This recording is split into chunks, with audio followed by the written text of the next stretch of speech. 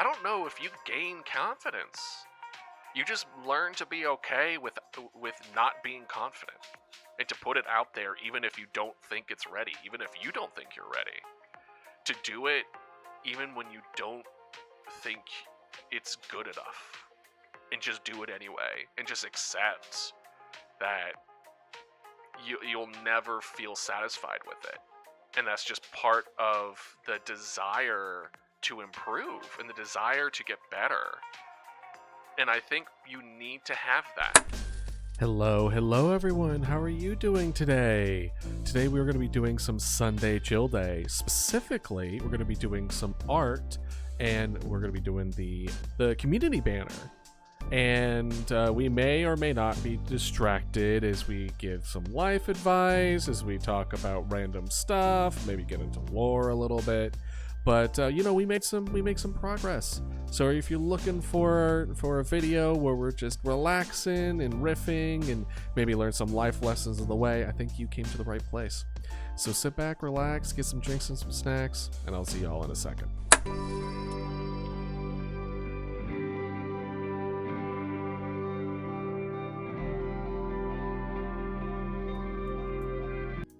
Hello everyone. How are y'all doing today? Happy Easter. Hey Binkley, hey Star, hey Hi here, hey Dark. How are y'all doing today? Hopefully well. Good. Sorry I'm starting super late. Amazing, that's great. Love to hear it.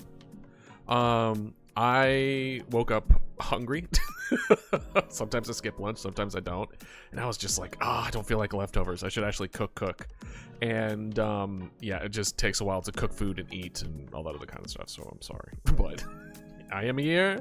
I have a caffeinated drink. I have a belly full of food, and I'm ready to get started for today. Good. Hey. So there's a little bit of a fun interaction. You have boba. Nice.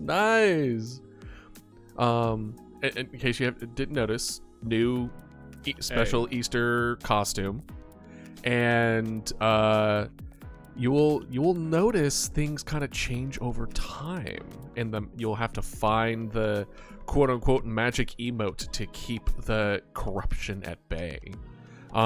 You'll see it as time goes on, but I have a sneaking suspicion it's not going to get to that point. Y'all are going to spam the magic emote enough to keep it at bay. But there are also 3 different versions of this costume. So you should see 3 new Easter costumes that you can switch Mama Dodo to, and she will I will be talking from different eggs depending on what you choose. So feel free to take advantage of that as well. But yeah, those are really the big 2 for y'all to interact with today. See? Hello, I'm a dragon now. Yay!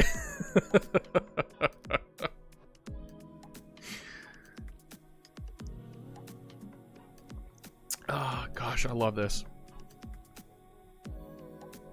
Just for you, Binkley. But yeah, no. So today should be a nice chill stream. Feel free to draw with me, or just hang out as we hopefully be able to finish the banner today. That's my main goal, is to draw and finish that. I'm just gonna be playing Mario Kart because you just got the DLC. Nice. That's what you were mentioning before, right? With the Rainbow Road, where they added like 5 of them or something. It's honestly crazy. And yeah, feel free to have me flip around on different eggs as time goes on. I made it relatively cheap for y'all, so that way you can, usually you fight over costumes, so I imagine this isn't gonna be any different. And hopefully you like it. Hopefully you like what I've made here today. The basket was surprisingly difficult to make. I was like, how can I make this not look like absolute trash? Oh man. The main game has 3 rainbow roads, and they had made it. I mean, they thought it would be a better game if they added 2 more. Why? You know what they need to do with the new Mario Kart game coming out? They need to add 10 rainbow roads.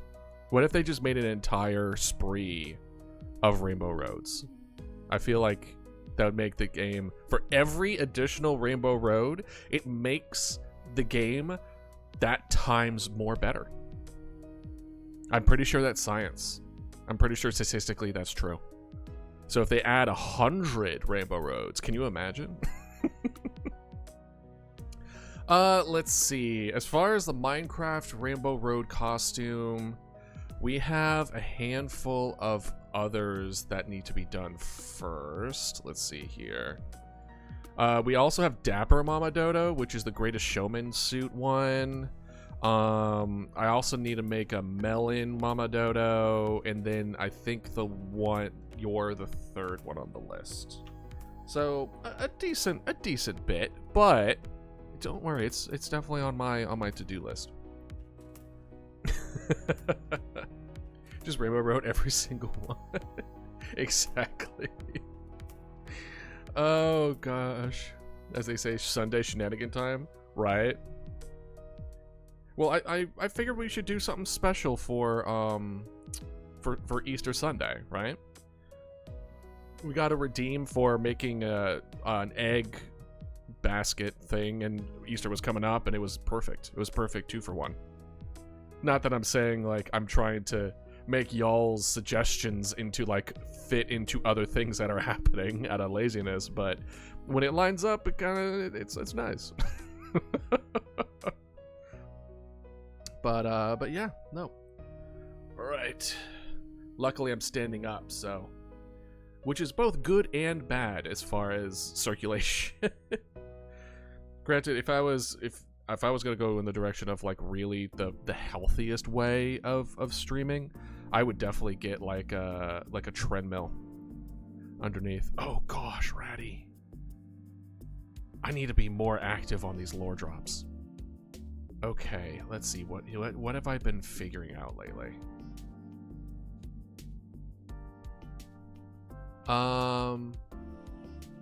Let's talk about Miranda then. So, hey Piranha, how you doing? Miranda is a colleague. She is a colleague of Idealists that runs an orphanage. And where Idealist lives, essentially out in the wilderness, out in the wild lands, essentially, or barren lands rather. He sometimes finds children either ostracized or abandoned or survivors, right? I mean, this environment tends to be very post-apocalyptic, so for any number of reasons are children often found alone in these wild lands. So Idealist supports and also brings these children to Miranda, who owns a cottage close by. Close being in relative terms, right? Miranda, though having an orphanage, is a what's the word? Oh my gosh, I had it. What was it? Spider lady. What are they called? Arachnes. Miranda is an arachne. And is also going to be the person that Idealist is going to go to once we get a lore specific reason as far as getting y'all merch specifically in the clothing line. Miranda is going to be the one who's going to be making it because she has the power to make things that cross into different realms and aspirations. And essentially, Idealist is going to be calling it a favor from her, which is both positive and negative, but that's the direction. So that is, quote unquote, Mother Miranda, or the Brood Mother. is another way. No, she's another name that she's known by. Sure. What are you thinking of, Dark? I almost got to the skip on DK Summit. Nice. But yeah, that's your lore bit for the day. Hopefully that was satisfactory, Ratty. That's been something that I've been mulling around in my head recently, so I thought that was going to be a good fit as far as that story and that interaction. All right. Good. Love to see it, love to hear it. And then what do we got? I'm pulling up the banner requests. All 1, 2, 3, 4, 5, 6, 7, 8, 9, 10, 11 of them.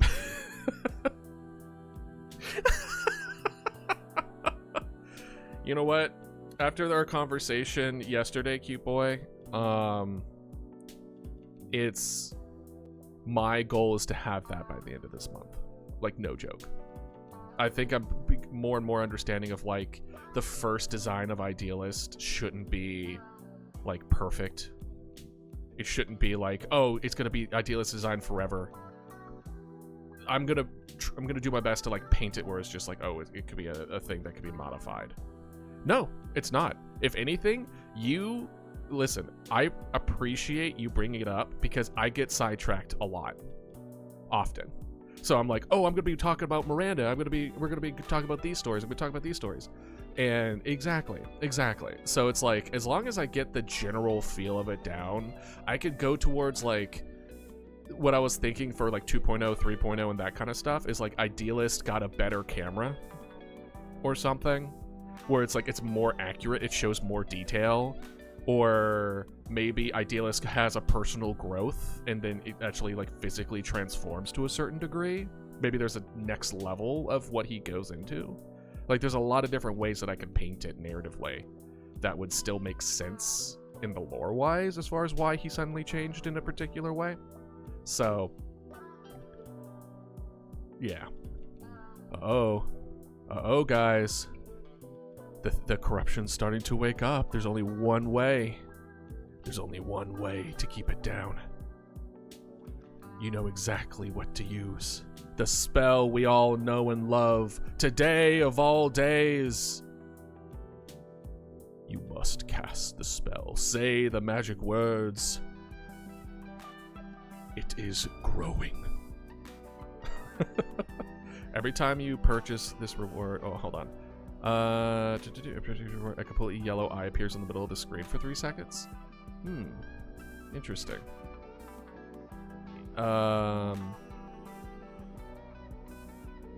In what would the reason be for the yellow eye? I now have a $19 Fuecoco Pudgy. That's so cute. Try the emote instead of the command. I took away the command. But I like where your head's at, I hear. I like where it's at. You might be on the right track.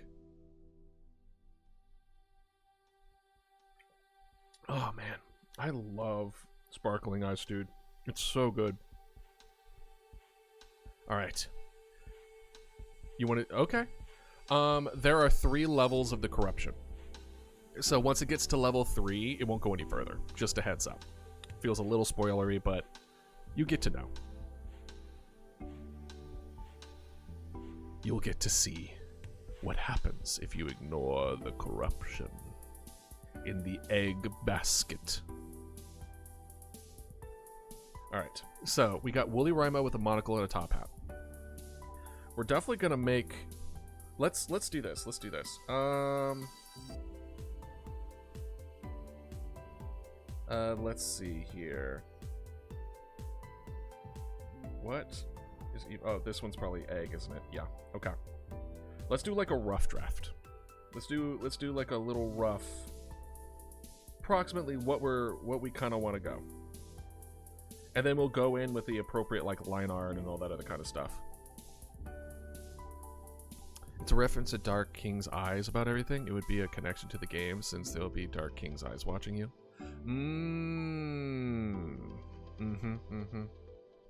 Gotcha. I like where your head's at.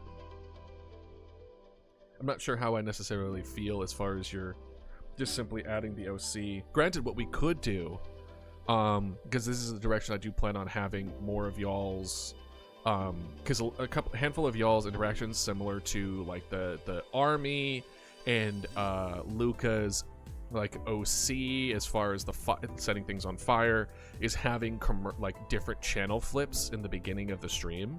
We could potentially do something like that. You know what I'm saying? I think there's like a clip thing on Twitch that you can click, like clip certain things. There's an egg on fire on water. What?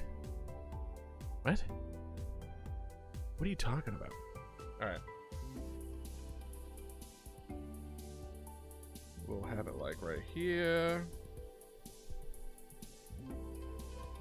And oh my gosh. Whoa, whoa, whoa. Why is it so big? Hey, yo, wait a minute. Hey, yo. That's a little better. It's still a little big, but. All right. So we're going to have little Mama Dodo. Excuse the poor. Oh, wait, hold on. Oh, no. Okay, no, good. We're on the right type, layer type. Corruption has been put away. You don't get to see where the corruption goes now. If y'all don't get to see the final version, I'll post it for y'all. Don't you worry. Hey, Nomo. Hey, Dragon. How you doing? So, there's that. And then we're going to have, like, the little woolly rhino. I'm thinking the woolly rhino will kind of be like... Oh, Mama Dodo is going to have, like, a hat. And the hat is going to be, like... Happy Mother's Day? I know you can't read it, but, you know. Happy Mother's Day. To post start stream. Oh! Boo! You're right! Oh. Here you go. Sorry. Boop. Not that it matters anymore, but... There you go. I realize I should never touch a pen or drawing app again. Why? Why, Nomo? The corruption has started to awaken once again. My God.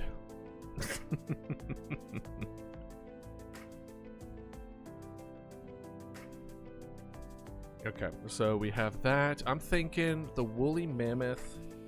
I essentially want everyone to be like cuddling almost on or around Mama Dodo for this. So I'm thinking... Whoa, wait. Why does it keep on doing that? Hold up. Why are you spamming? Why are you spamming? Bot, are you okay? Are we good? Why the heck did it do that? Why? I don't understand. Yeah, no. Hopefully... What the hell? Whoa. Why is it all weird? Yeah, really. No joke. What the frick? What the hell? Oh, I know what happened. Oh, boo. That's unfortunate. So what happened was Mama Dodo, yesterday we had I got dragged off and then I returned. Crap. Okay, let me fix it. All right, let's see here. Oh, I'm not gonna be able to fix that from here. Ooh, well. All right, now we're gonna... I'm breaking the damn illusion. That's good enough, I guess. I suppose, maybe not. Hold on. Well, you got to peek behind the the curtain a little bit. So the corruption is a it lays on top of the current costume, and then but it doesn't cover it completely. It's so I don't have to make 9 different versions of this costume, right? Because we have corruption 1, 2, and 3 for every different egg that you could possibly do. And I didn't want to do that. So what I did is that I made corruption 1, 2, and 3, and then had an put it over on top of a different section of it, enough where it covers everything, or doesn't cover all the egg movements, but still covers everything else. So as the corruption goes through, it looks like it's all part of the same costume, but in reality, it's just a layer on top of the other that doesn't cover it all. Does that make any sense? So it was the illusion that it was all the same costume, but it wasn't. So no one redeemed the war. I will have to fix it again, please. Well, actually, no. It would. I fixed it, quote unquote, now, so that way it would go back to the same spot. The issue is that the war thing that we start, it doesn't go back to its original position for whatever reason. And then because it doesn't go back to the original position, I have to manually do it. And if I manually do it, it goes back to a predetermined position, not the position where it was originally. Yeah. So it's something that's like there that I just haven't gone in and fixed. Like, I could go in and fix it to a degree, but at the same time, it's like we don't come across it enough where I feel like I need to, actually fix it. You know what I mean? Because the app and reopened it, everything's good. Good. Well, I mean, to be fair, yeah, the bot, I don't know what happened to the bot. The bot was being weird. I don't know why it posted 5 times. That didn't happen during testing. I don't know. However, I'm happy with it. As long as it functions correctly. As long as it goes to the next stages on its own, we'll be fine. We'll be fine. Okay, so. Alright, so Woolly Rhino. I'm thinking, originally I had the Rhino, like, laying on top of Mama Dodo, but I want Mama Dodo to be, not like actual size, but also I felt like this is way too big. That's gonna make everyone else look so small. Oh my gosh, the hand is so glitched. Oh my gosh.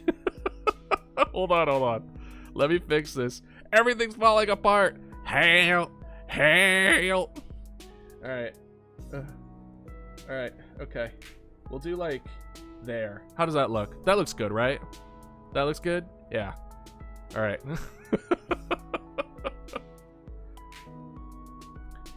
A friend wanted a bunch of stuff, and because of that I got motivated today, and me and him hopped on call and started drawing random Pokemon. Oh, that's awesome, Nomo! No. The stream heard me. But yeah, that's awesome. Drawing with friends, drawing with other people, really does, like, kind of reduce a lot of the stress with it. Mama Dodo... I remembered saying it before. Basketball? Probably a little smaller. Basketball? Maybe volleyball. Like, big enough that you could clearly see her on Ideala's shoulder, but it's not, like, heavy. Right? It doesn't look awkward. It's not like a hawk or like an eagle, right? Where it's just like, my God, that's a huge thing. But at the same time, she's not so small that you have to, like, is there something on there? It's smaller than an eagle, larger than a hamster. Does that give a decent range of size? Yeah, she's. I feel really bad saying this, Mama Dodo. I'm not planning on doing this. She's big enough to punt. Does that does that make any sense? It's like, I don't do it, and I'm not going to do it. Mama Dodo's a little mad, but she's perfect punting shaped. No punting. We're gonna have redeems to pet Mama Dodo, to give love to Mama Dodo, maybe even like poke Mama Dodo to make her angry or something. But we're not punting Mama Dodo. Drawing on call did feel nice, but my friend drew amazingly while I drew absolute doo-doo. Egg. Oh gosh, Dodo basketball size in puntable range. But no, like, what... Nomo, it's really... Oh god. I love that redeem so much. No, Nomo, like, it takes so long. It takes so long for you to get to a point mentally to not compare your art to other people. So as much as I want to say don't do it, I still do it constantly, all the time. So I wouldn't be able to practice what I preach. All I could say is that your focus shouldn't be on what they do, because you haven't done the things they've done. They're on their own journey and you're on your own journey. Focus on your own work and trying to better your own past self, even if it's just a little bit, even if it's not at all. But being consistent and focusing on your own journey really helps reduce that feeling. Yeah, that's, I mean, I've said it before, Nomo, I think a lot of my art looks like doo-doo. I like, but y'all wouldn't say that. But to me, it does. And that kind of goes to show, like, perspective on your own work, if anything, just means that what you want to do and what you're capable of doing, there's a chasm. There's a distance between what you want to do and what you're able to do. And reducing that chasm is through practice and inspiration and like learning, is in just hard work, just putting pen on paper consistently and with serious intent to improve is really the only way to reduce that chasm. And from what I heard, it's something you never really outgrow. Like, professional artists, people who make the most amazing things I've ever put my eyes on, they still do that. They still hate their art. And I'm like, or not hate their art, but like think that they paint like they draw like doo-doo. And I'm like, that's absolutely crazy. And it's the imposter syndrome, right? Sometimes I make really bad, and that's rare as me being normal. Yeah. Like, do you, like, people, artists in particular, I've found, I don't know if you gain confidence. You just learn to be okay with not being confident and to put it out there even if you don't think it's ready, even if you don't think you're ready. To do it even when you don't think it's good enough, and just do it anyway, and just accept that you'll never feel satisfied with it. And that's just part of the desire to improve and the desire to get better. And I think you need to have that, because can you imagine if it was the other way around? Like, I'm making it reach. Usually it reaches my standard. Well, that's awesome. If you are able to be satisfied with your own work, you're leagues ahead of where I'm at. But I think a person who is satisfied with their work, I imagine they would have difficulty finding the motivation to improve. I think not being satisfied for what you put on pen on paper is what drives a lot of people forward in improving themselves, right? Thing is, like, my drawings aren't even that subjective. They're like bad. People saw that I drew, wouldn't be like, wow, this is good or this is decent. Well, how would you know? Have you done that? Or are you assuming? Are you assuming they wouldn't like it? And if it's not good enough, or what you would, if that is in fact the case, why are you doing art in the first place? Yeah, it's an imposter syndrome kind of thing. Like, are you doing art for others? Are you doing art Like, why are you doing art? If your goal of being an artist is the final ending goal, then you're gonna struggle a lot, often. You need to find a way to fall in love with the process again, and it doesn't matter if it's bad. What matters is that you worked on something.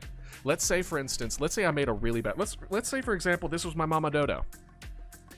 Let's say this is the final, and this is as good as it's gonna get, right? And I'm like, wow, this is horrible.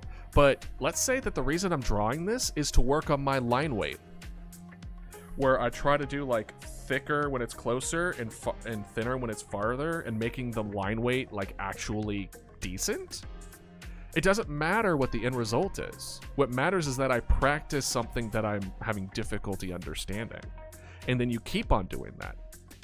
And that's why a lot of people have like these drawing journals. And maybe that's something you could consider, Nomo, is maybe draw consistently and keep a journal. And then you flip from the first page, and then once you fill that journal, look to the last page and compare it and see, because a lot of people don't see the small progress, right? In that. Well, even like just nor the privacy. Well, even if it's just drawing a picture and then just looking back at it every once in a while, you know? And I'm sorry you're not able to have the freedom to create the environment that you need in order to grow well. And I think when you're in a situation like that, where you're not granted the freedom or ability to do it, I think at that point you don't need to worry about growth or improving. You just need to worry about getting through the day. You know what I mean? Because like, no wonder you're not improving. No wonder you're not doing better. You're not in an environment that allows you to do that. So why would you be so harsh on yourself when the environment necessary for you to do the things that you want to do you're not currently in? Why would you fault yourself for what your environment has shaped you to be? You know what I mean? And good Lord, there is a difference, right? So like, it's like, yeah, no wonder you didn't improve. You're not in a situation that allows you to improve. So why be hard on yourself? It's what the situation calls for. And until your environment changes, you're not going to. And that's okay. That is so okay and so valid that you just need to get through the situation. No, I wouldn't say just quit, but to the extent that you need to not be hard on yourself just because you currently aren't good or improving, because you're not in a situation that allows you to do it, then that's fine. If you're able to, if you find the ability to, then do it. But you just need to be kinder to yourself. You need to be kind and understanding and put in all of the different variables that life has thrown at you. And it's like, your feelings are not made in a vacuum.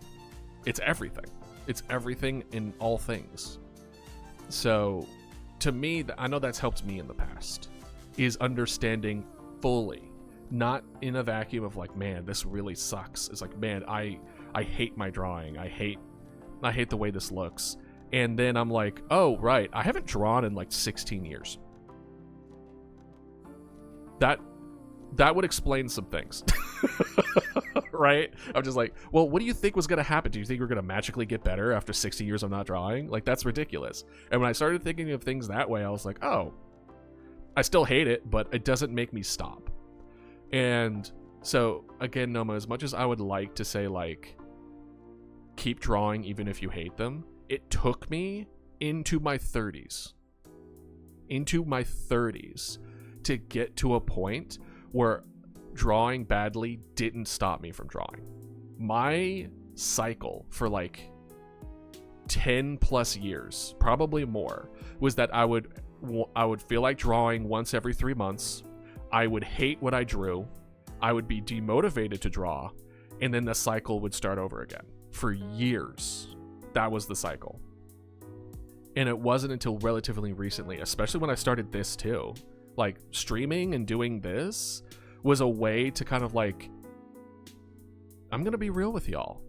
The biggest motivator for me, for art, for all the things that I've created, is that I was so tired. I was so tired of getting in my own way, of not being able to draw when I wanted to draw and make when I wanted to make and explore and learn when I wanted to explore and learn, because I was either exhausted or I was distracted or I'm going to put lazy in quotations, but I wasn't motivated enough, or I didn't have the right, what's the word I'm looking for? When you make yourself do you're not what you don't want to do, right? And it just eventually got to a breaking point where I was just like, I'm so tired and frustrated at myself. And it just got to a boiling point where I'm like, fuck it. We're just going to go all in. We're going to put everything in it. We're going to put everything in the basket. All these eggs in the same basket. I don't care. We're just going to make this work. I don't care if I hate it. I don't care if I think it's bad. I don't care if I don't think I'm ready. I just want to do it. I'm so tired of keeping myself from doing it. And here we are, a year later. And I have drawn more in the last year than I've had in the last 2 decades combined. And do I think my art is where it needs to be? No, I really don't. I still don't really like my art, but I don't hate it as much. It's not stopping me as much, you know? Like, there's some resistance. There's just some days where I'm like, ugh, this is gross. This is dumb. And then I step away and I take a moment and then I go back to it. And yeah, I didn't notice. I don't curse. I don't try to curse often, but I do it for emphasis. Yeah. And yeah, it's just, it's not that you will never improve, Nomo. It's just that you can't improve in your current environment. So eventually your environment will change. One way or another, your environment will change. That is one of the laws of life. Change is inevitable. You can use that change as a way to take advantage of starting new habits, like drawing more often and focus on improving. But you have to be patient in yourself, and you have to be patient in life to get to that point. I wish things were different for you, and that you were given that freedom. But unfortunately, I can't really do anything about that. And from the sounds of it, you can't do anything about that. So the only thing that we can do is change what you take from the experience. And in my opinion, that's what free will really is about. Free will is not your ability to choose in what you can do, because more often than not, your decisions of what you can do is dictated by your environment. It's restricted by your environment. It's influenced by your environment. From science to psychology, they all kind of point to that same thing. It's like decisions aren't really within your control, which then gave up the question for free will. But for me, free will is what you decide to take from an experience. What do you decide to take with you? What perspective will you decide to move forward with based on experiences? And being kind to yourself and understanding that this is not the environment for you to grow. And instead, like, you can still do things that you enjoy, but it's okay that you're not improving. Because how could you? And then when things change, inevitably, because they will, then you can use that as an opportunity. You can be excited for it. You can look forward to it. And then now you can finally grow and prosper in the way that you're meant to. Right? Things won't always be the same, because frankly, that's just not how life works. For better and for worse. And bad situations won't always be bad. And good situations won't always be good. You know? And use this opportunity if you have the ability. I'm drawing on stream. It's probably gonna suck. Or at least to me, it's gonna suck. But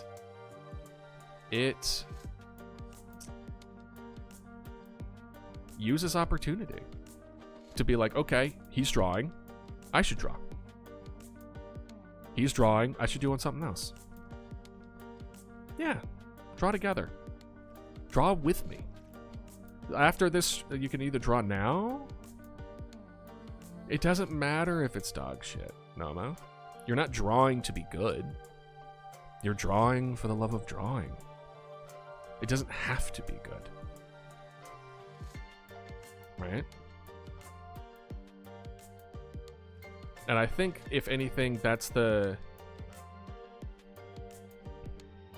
Aw, thanks, Melon. I'm speaking from experience. So, we're all... Maybe not. Maybe there's some artists out there that are way confident, but like, no, I love my art. Art's amazing. And I'm like, okay, cool. I'm gonna go drink alcohol. Exactly. Yeah. There is beauty even in the mundane. Well, even if you don't believe in yourself, Nomo, I believe in you. If anything, that's true. All right. Now, I will not pump out any gold. Well, not yet. You will. You will get there. Don't you worry. All right. So, speaking of trash, let's get a rough draft of just getting the perspective right and where do we want everybody to be. So we got a woolly rhino. And it's just kind of like...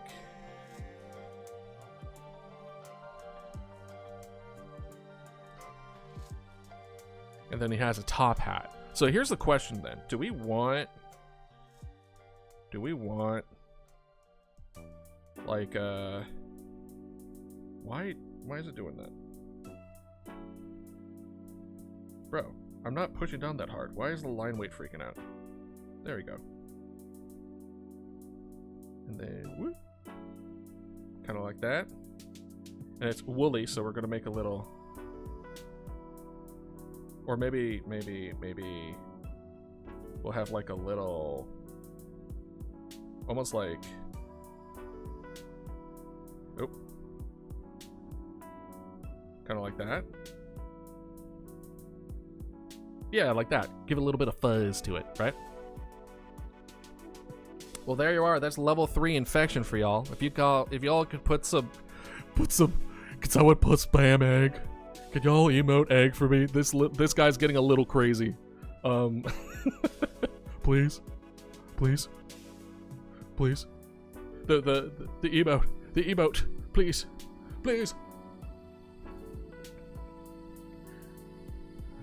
It's getting kind of big. Egg. There we go. Oh, thank God. Oh, appreciate it. Thank you, guys. Listen. This is where the bad egg ruins the bunch kind of situation. Egg. Muchas gracias. Oh, I think I know what's causing the repeat.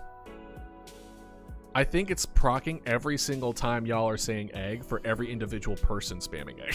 So I think we're going to get 3 things are getting worse. I think that's what's going to end up happening.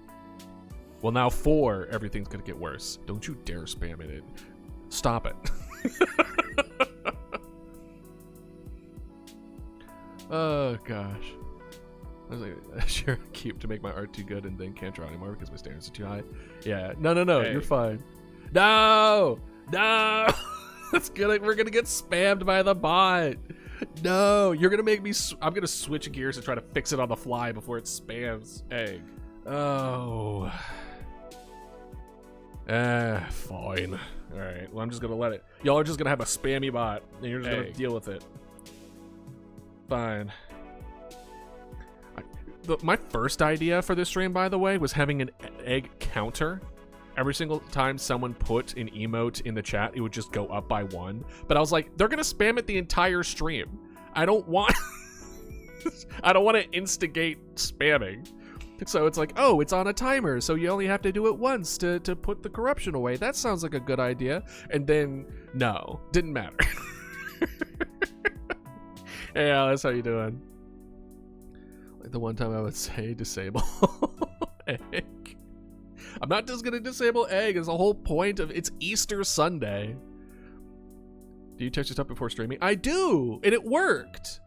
There was a whole bunch of bugs that I fixed. It did work, but I didn't think to test to make sure that there wasn't like it. I thought it reset every single time someone did it. I didn't think it combined it all. You know what I mean? So, yeah, I might be able to fix it, but I mean, I don't know. This one shall be called Timmy. Which one? Which egg is Timmy? Because there's 3 eggs. There's 3 of me that could be talking. Is this Mama Dodo Timmy? Or is the dragon Timmy? Is the bunny Timmy? Alright. Thank you, Noma. I hope you have a good day. And be kind to yourself, okay? Hello there.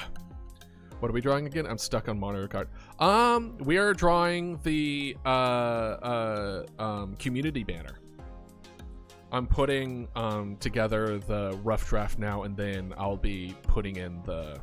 Oh, speaking of which, what? Because this is gonna be our first merch. So I'll put a poll up later. But since y'all are here and I'm thinking about it, what would you want the banner to be on? I was thinking poster, like a poster with like a frame and stuff for people to actually enjoy.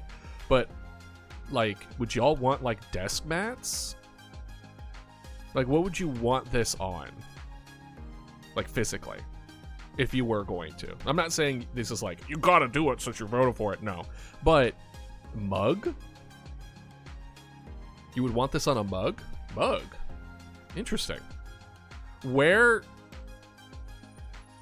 Well, because it's long like this, so where would the Mama Dodo be? Would it be facing away from you or towards you? I'm trying to think as far as where the handle. Would we want like some of the ones on the handle too? They wrap all around?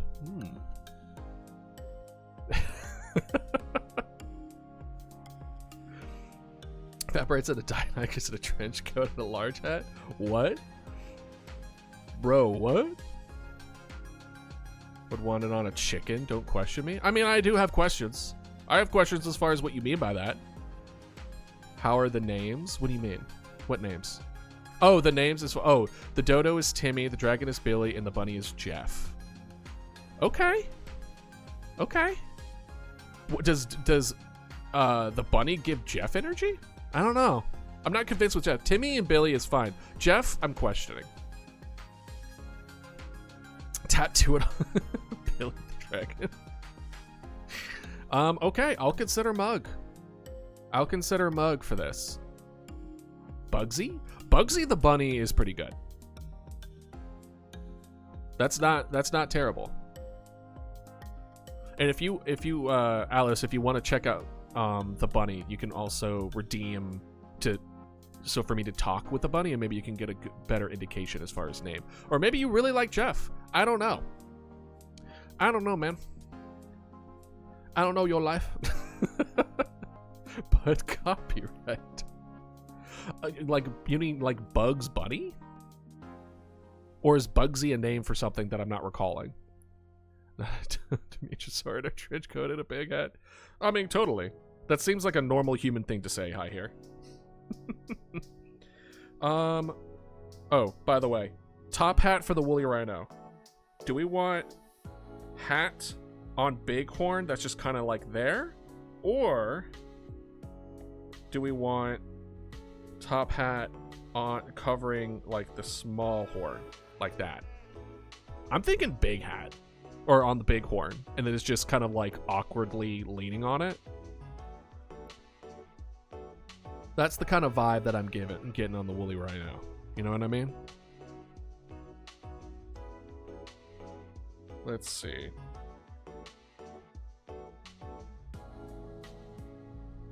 Like that. We'll put that there for now.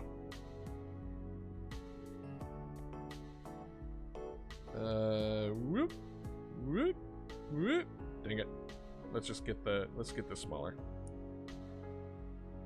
And there we go. There we go. Boop. Come on. Boop, boop. There we go. Perfect. Okay. Big hat, woolly rhino. And then, okay. So now we have ankylosaur, top hat with green ribbon on the rim, green bow tie, fighting in the background, the tails. Okay, so we got the ankylosaur fighting. Hey, Viral, how you doing? Hopefully having a good Sunday so far. Love y'all's pictures, by the way. Congratulations. I already said congratulations in the chat, but congratulations. Love to see y'all happy together. All right.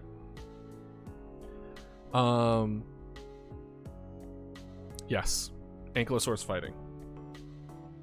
Making pancakes. Ooh, what kind of pancakes? Are we doing normal fluffy pancakes, or are you going fancy with it?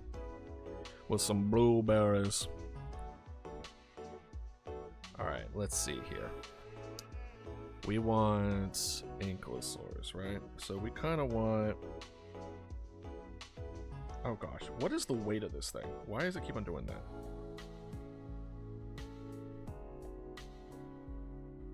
Kind of like this. No, if they were fighting, they would be facing away from each other, wouldn't they? So it would be like kind of like this. Kind of like that. Chunky chip for melon, chunky chip with walnuts with me. Hell yeah. Hell yeah. You know what? There's only one way to fix that high here. Go and get more boba. It's the only way. And then if you run out of even more boba, you get more. And then you get more. And then the boba supply will diminish. Chaos will ensue. We'll have them kind of like turning kind of like that. Kind of like this. And then where it's just like kind of like that. It's so big. You miss Bobo?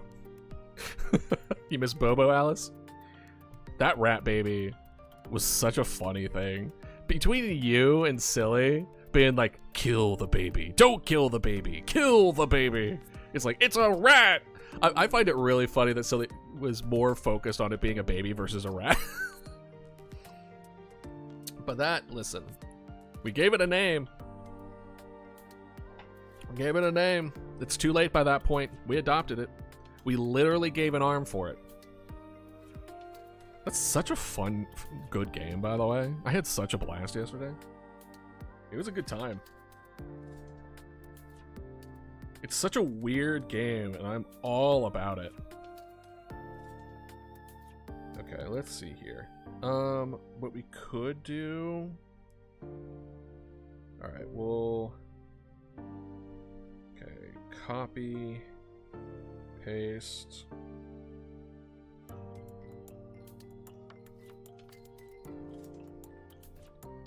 And then we're gonna flip it. Boop. Kind of like that. Okay. This one, we're just gonna have that one merge to the layer below. Yeah, there we go. I would give both my arms and legs and my family to the wall mouth for Bobo. Well, then you would be able to take care of for Bobo. How are you gonna take care of a kid if you don't got limbs? What are you planning to do? Think more. At a certain point, you're like, well, either way, it's gonna die. Okay, there we go. So on one hand, we got another top hat. Y'all in your top hats. Top hat. Green ribbon on the rib.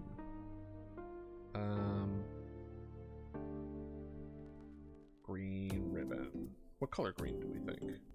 Let's have it like a lime green. Should we do lime green? I would baby bird the food. How are you gonna get food?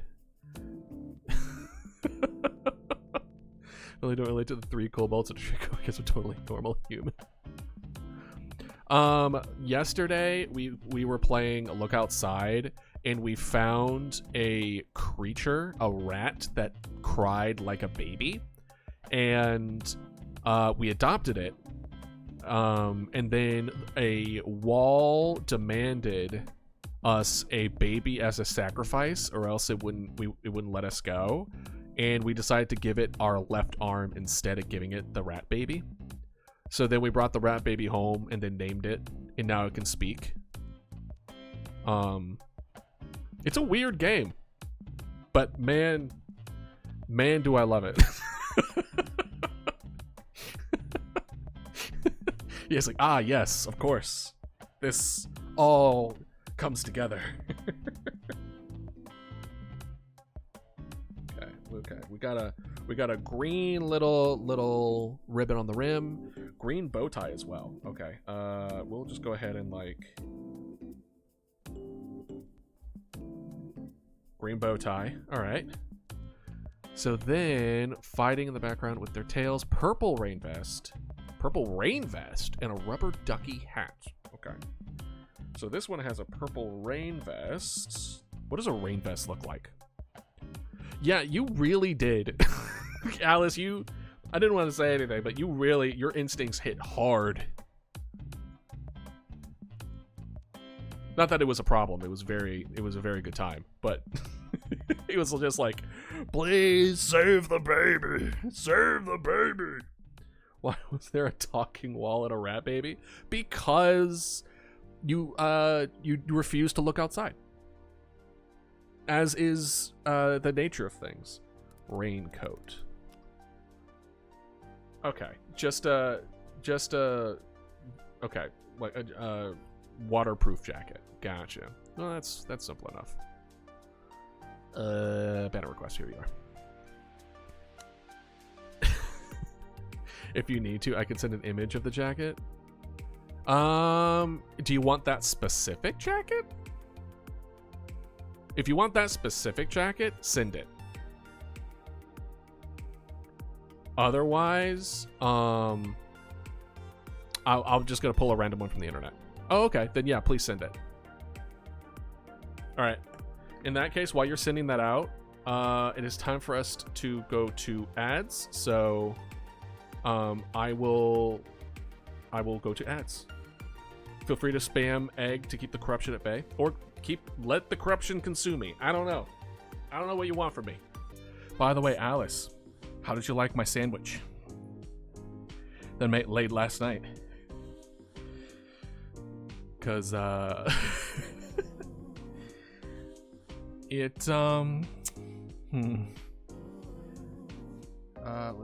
just kind of like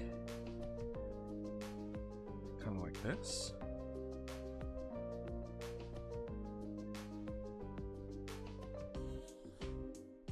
This. Oh, well.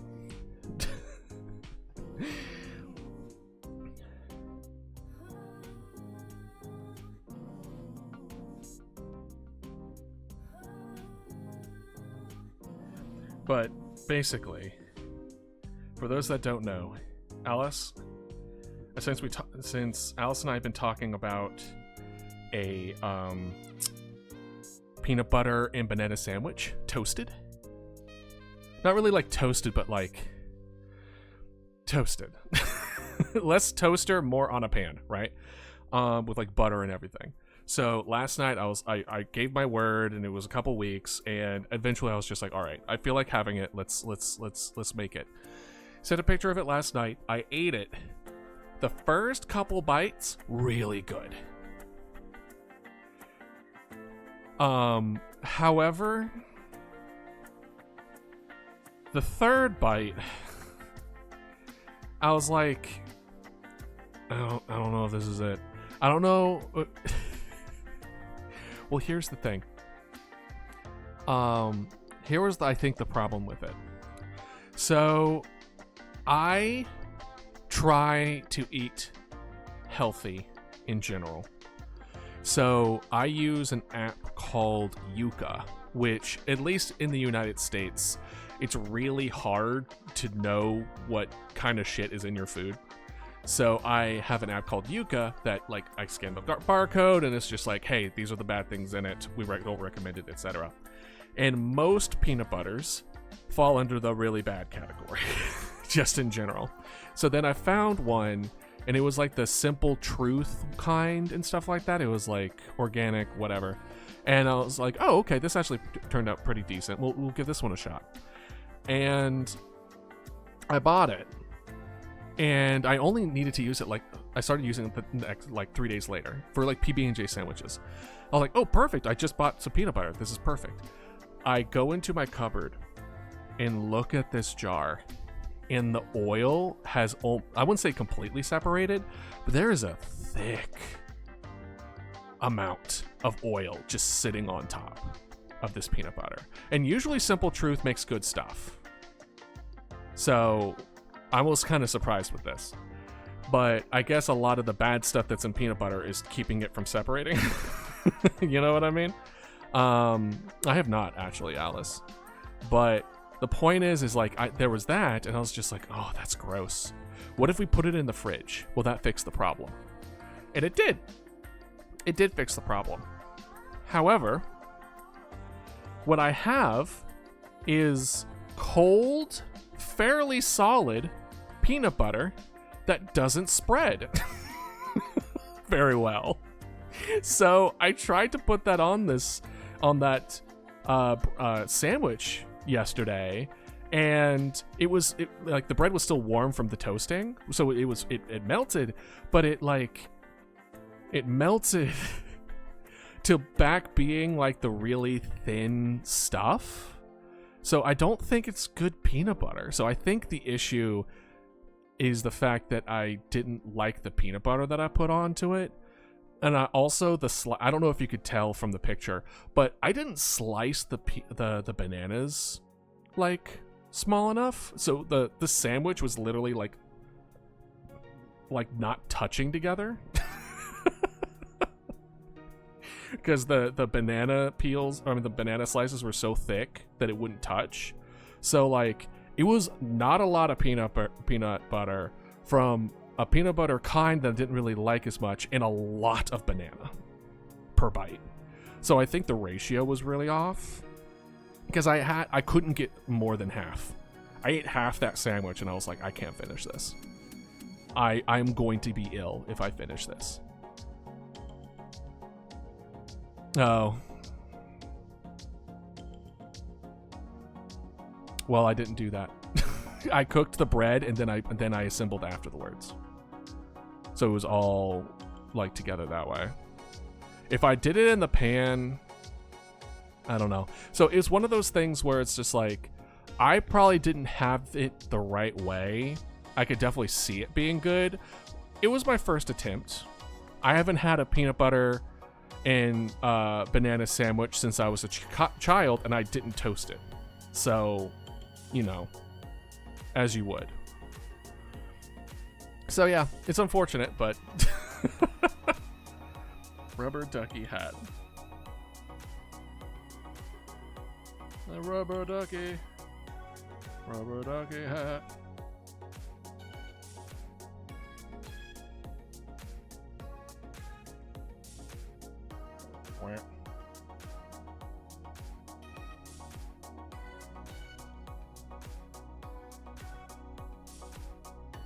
we'll do like kind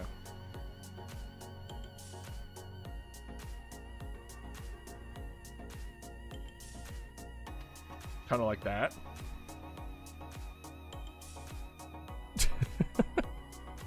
Feedback in what way? Blood pushy, so do I get the impulses thoughts? What impulse thoughts are you talking about?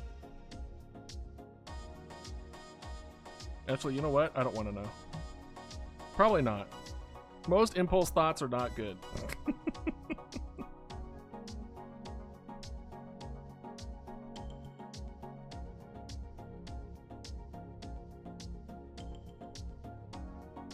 Okay.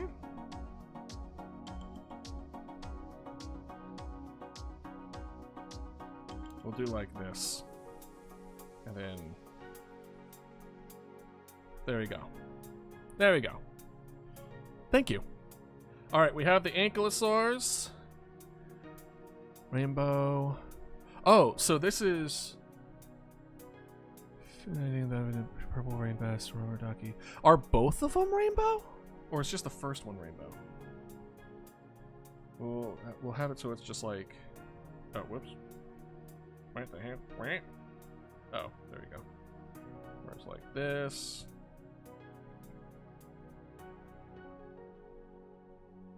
And then this. And then this. And then this. And this. And then this. And then this. This, and then this. There we go. I think it was just rainbow spikes if you're referring to the ankylosaur. Oh, rainbow spikes. We could do rainbow spikes. Yeah, we could do rainbow spikes. Boop, boop, boop, boop. Undo. We'll do like... where? Where?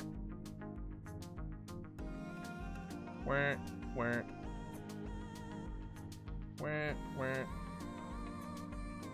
Where? Where? Where? Where? Where? Where? Where? Like that. Oh, you're fine. No, I saw you said it's fine, but I decided to revert back to the spikes anyway. You didn't say it too late. I disregarded it. There is a difference. Oh, the plush. If you can afford it, why not? Don't spend money you can't afford, but it's kind of one of those things where you should save and you should invest and you should be smart with your money, blah, blah, blah. But you should also know that life is too fleeting to keep yourself away from every single try to pleasure you get yourself into. Plushies is one of those things where if it brings you a lot of happiness, if you can afford it, just go for it. Just go for it. If you want to make merch of the cuddle pile from the stream last week, what would we make that for? Or what would we put that on? Is it another mug? For the cuddle pile, do y'all want that as merch? Do you want a merch of the cuddle pile? Well, actually, wait, no. No, wait, I can't. We can't do that. It's Pokemon. I can't be making money by showing likeness of another IP. That's a big no-no. I think I would get in trouble if I did that. A cuddle pile plushie. You would be sinister. Like absolutely vile. Is if I had a cuddle pile plushie, but it's not the whole pile. That you have to actually individually buy every single individual plushie to make the pile, but you have to buy it separately. So like the whole pile is like $200. Absolutely rancid. You want to buy the whole set? Oh, that's like a very collectible series. That is evil. That is evil, though. Making you feel like you have to spend all that money. That's some vile shit, dude. I think it's vile. Surprise bags. Oh, right. Yeah, let's put gambling in there too. Yeah, actually, there's the cuddle pile where every single one you have to buy individual, and every single one is in a gotcha bag, so you don't know which one you got until you open the bag. Oh gosh. Oh man.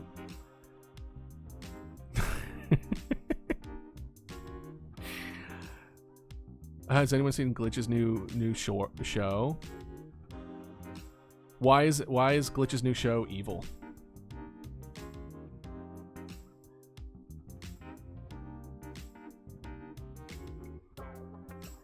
What is the premise of it?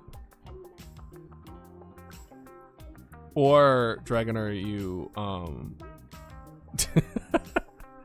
yeah, sorry, I should have tested an anti-spam thing with it, but here we are. All right, so we have our two ankylosaurs fighting in the background. Okay, let's keep on making everything individually, and then we'll start kind of putting things together. Mintos? What?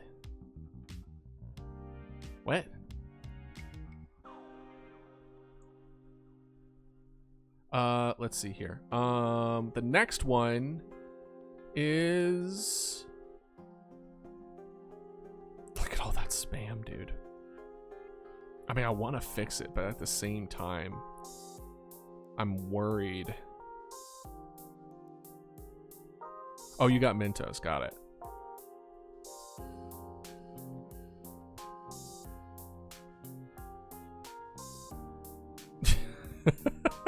Alice is like, give me mod privileges. Give me mod privileges. I'll take them out myself.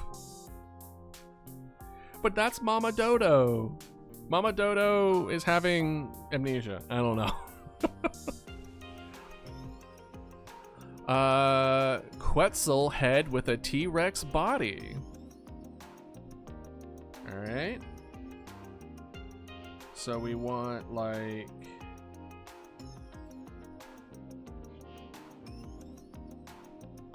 a little narrower.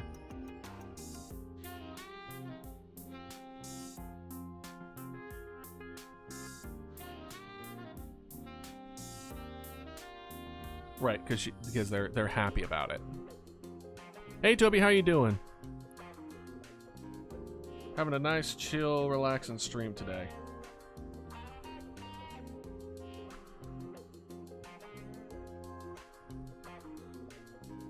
We're just catching up on the community banner.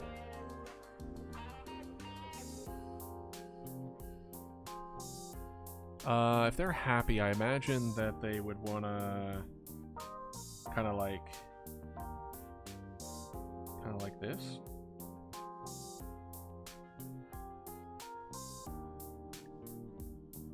Kind of like that.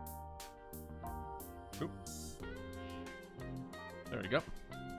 Why does everyone ask that? I don't know, fine. Ah!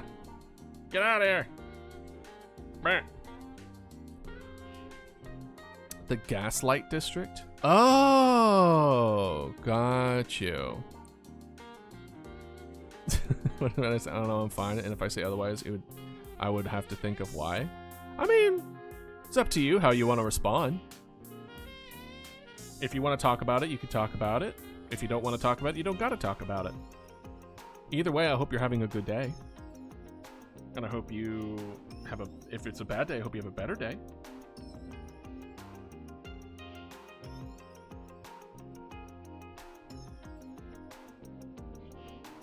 There we go.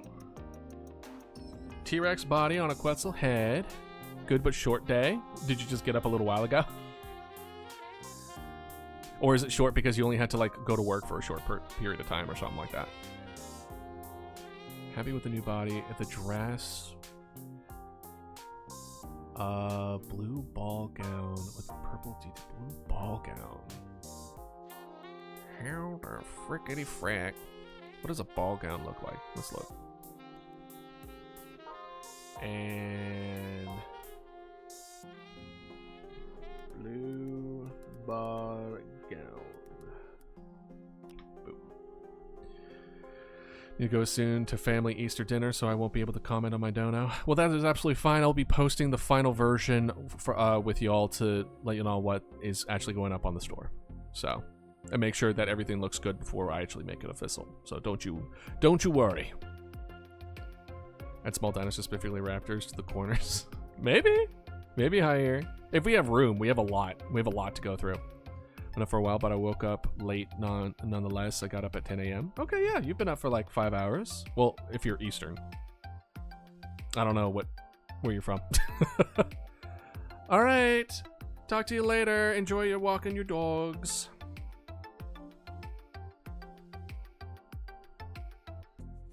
Ooh, yeah. Well, let's. What was it? You said it was purple detailing? Yeah, purple detailing. So we want. We'd almost want it like sleeves like that.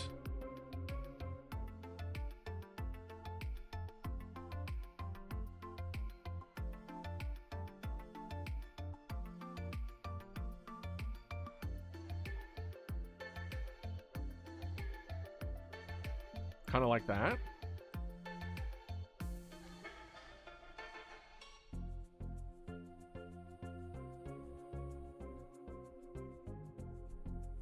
Okay. So we got the gloves. Strawberry milk is best compared to all the other milks. I can see it. I would definitely say strawberry milk tastes the best, but I wouldn't want it. I don't think it would go well with a lot of different meals. Like, if I was going to drink straight milk, no other food, no other nothing else, strawberry milk is best. I like strawberry milk over chocolate milk. I'll agree with you on that. But regular milk goes best with meals. So, like, if I have chocolate chip cookies, I don't want strawberry milk. I want regular milk. If I'm eating what tastes really good with milk, like spicy chicken, I don't want strawberry milk. I want regular milk, right? I like milk. I'm a milk drinker. I'm a filthy milk drinker.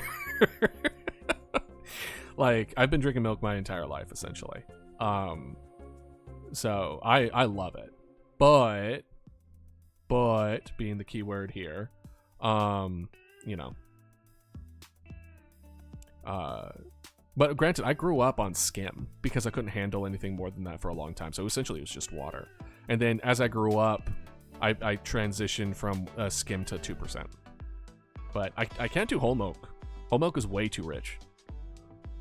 Whole's way too... Plus, it's so calorically dense. Whole milk is wild. It's just like, cool, do you like drinking like 500 calories? Drink whole milk. Just like, what? All right. Then purple detailing. We'll do... What kind of detailing do we want?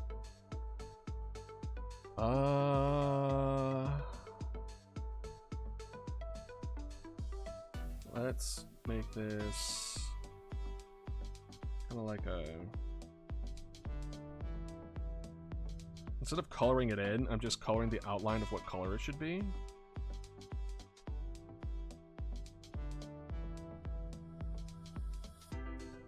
There we go. And then like a good purple.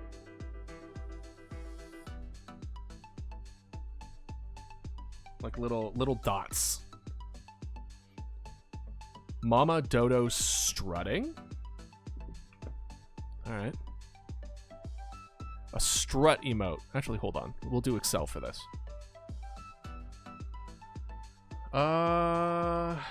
Let's see here. Idealist lore hub, I think. I have too many Excel sheets. Here we go. Emotes. Nope. That's something. Maybe streamer hub. Redeem emotes. Here we go. List emotes. Here we go.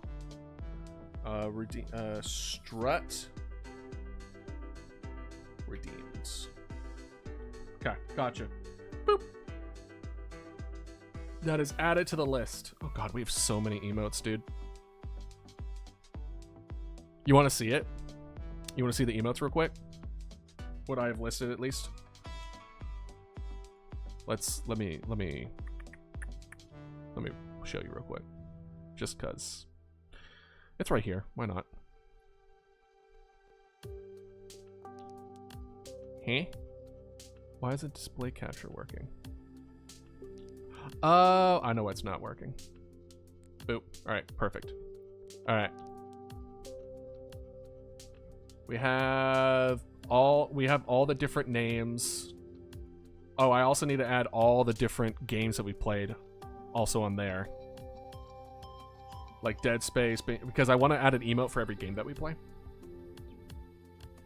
So I think emote should have, so it's like eat, raid, heart, wave, rage, hype, lurk, Pegbert. We got Pegbert. We got that done. Fire emote, water emote, good morning, fishing, pogging, laughing, silly, bunk, struck. So we have like a decent amount. All right, see ya, Alice. Have a good Easter dinner.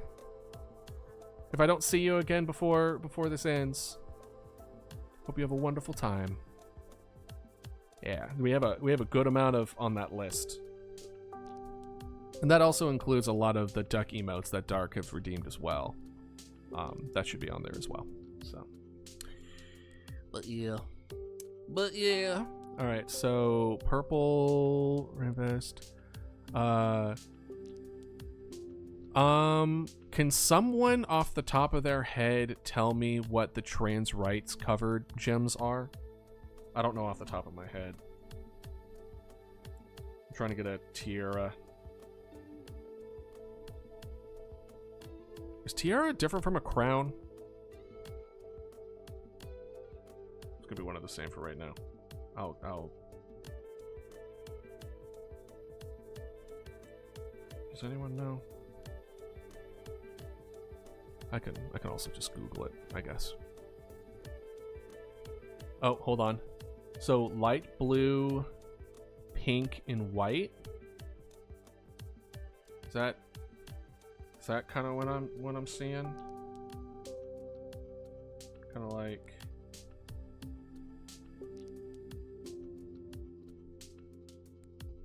Why is it doing that? Like that? And then pink.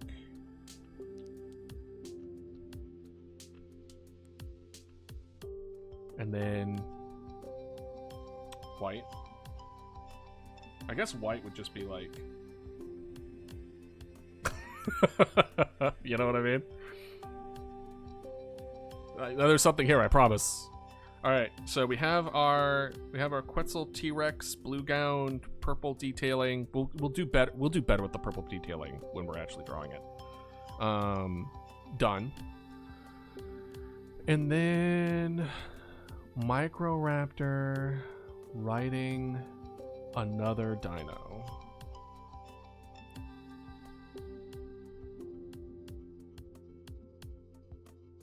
Oh, that's what we wanted to do with this one, right? Where we have, hold on. What does Microraptors look like again? Raptor. I call myself someone who loves dinosaurs, but I don't even know.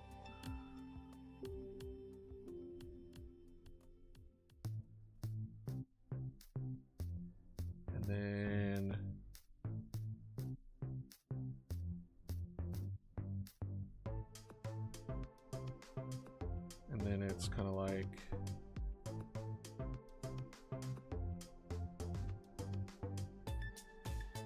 they're like charge.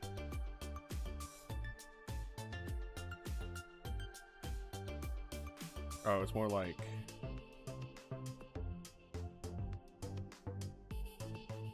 kind of like that. They're like charge. Okay, I remember that one. That one's super straightforward. Then Dilo, eating a Dilo, eating a Dilo, eating a comp, eating a giant chicken wing. That's really funny. I know exactly who did that one, but I will not say who. They want to keep it a secret.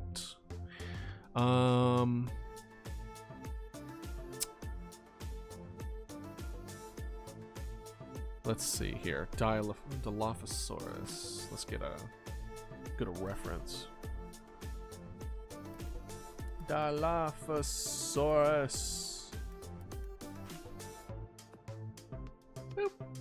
We don't want the damn neck flare or Dilophosaurus, but we do want the crest. There we go. Let's do the crest. Yeah. Alright. Alright.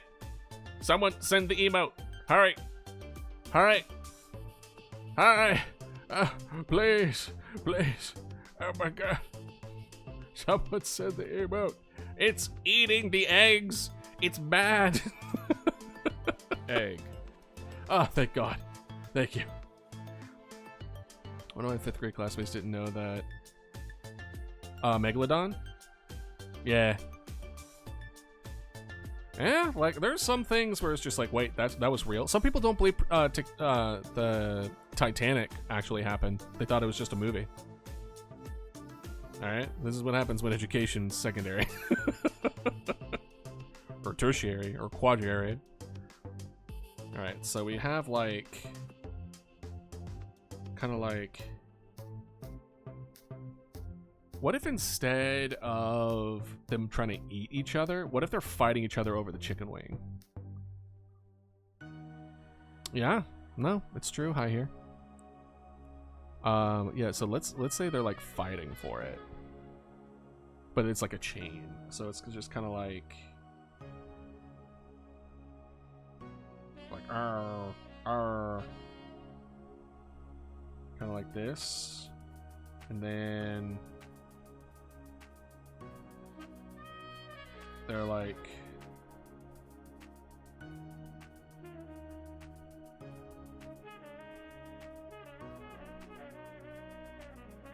kind of like this.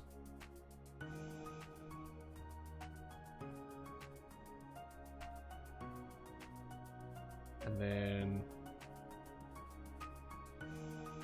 we have like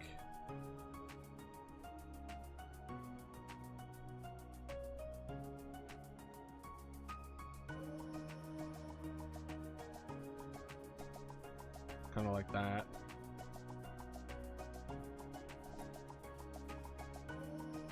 And then Dilo eating a Dilo. And then this one has like the Compsognathus in its mouth. And it has like all its claws.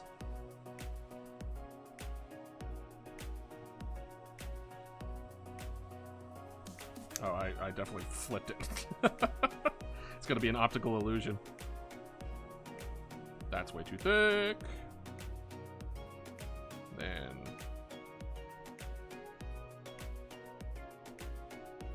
kind of like that.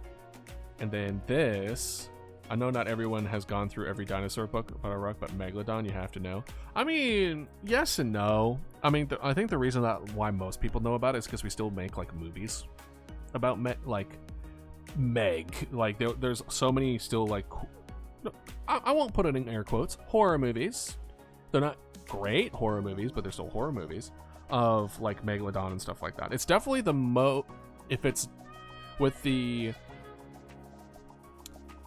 not including the dinosaurs, you know, like T-Rex and the theropods and all that other kind of stuff, I would consider Megalodon the most famous of the prehistoric creatures, with maybe the exception being like giant snake and giant crocodile, because it just falls under the bucket of giant shark. It's something that exists but big, but so it's just like, we want a giant shark that's super strong and terrifying. Oh right, this used to exist in the past. We'll just slap that name on there, right? And I think that's just kind of it. Anything that's like scary but big, it's just going to be popular, like forever. As long as there are sharks, there's going to be a knowledge of Megalodon. So I have to agree that Megalodon is one of those things that's still very much relevant in today's culture. Like, Dilophosaurus became much more understood through Jurassic Park, but Jurassic Park hasn't really touched on Dilophosaurus in a long time. So I would put Megalodon up near like raptor territory as far as like people would probably have heard about it to a certain degree, right? Maybe not to the extent of raptor. Granted, the quote-unquote velociraptor, you know what I mean? That are definitely not velociraptors. But, you know. Listen, all I care about is that I want I want more dinosaur horror. That's what I want. And then they're fighting over pterodactyls, and velociraptors. Now, are you talking about the big raptors, which are more like Utah raptors? Or are you talking about chicken-sized velociraptors? Because I think velociraptors were chicken or close, maybe fox? Like, they were not big. They were not big. But Utah raptors, I think, were that big. Pterodactyls, I think they were... Was pterodactyls accurate? I think they might have been. Anyway. Giant... And then we'll have, like, a... We'll have, like...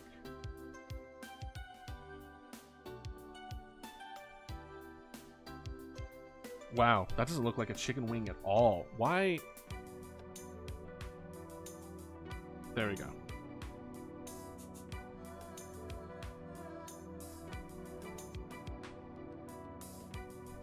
On a pile of chicken wings? I think might...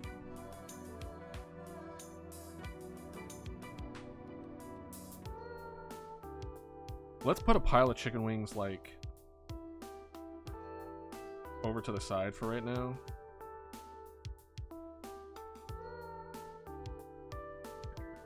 Why does my line weight randomly do that? It's honestly irritating. There we go. There we go. What is going on? Is this pin weird? What's going on? No, you're definitely there. Is it the screen? I'm like wiping my screen now, being like, Okay. So something like this.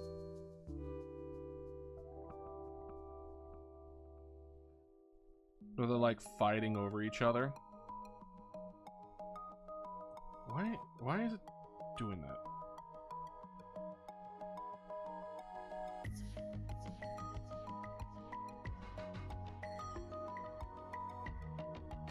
Hold on.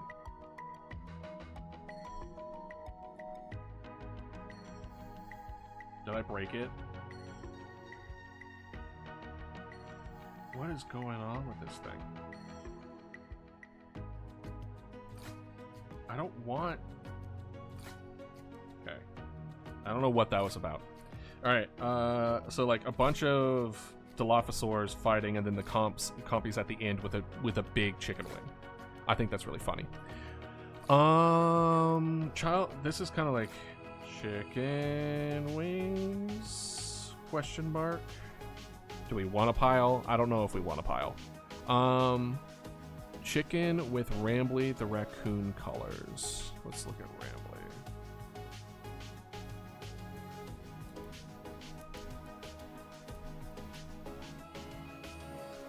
Okay.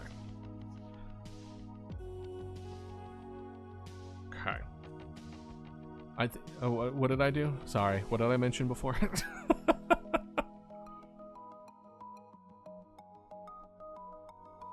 And then we have... Can you make Pianosaurus? Not for this, but I might be able to do Pianosaurus. Pianosaurus, you're talking about FNAF not FNAF, Poppy Playtime Pianosaurus, right? With the piano for teeth. I'm gonna make this chicken look really scared.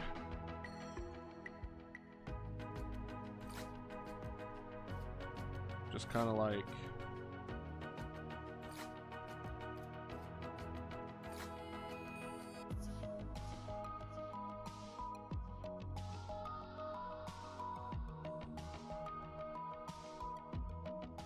Wow, I don't know what a chicken looks like. One second.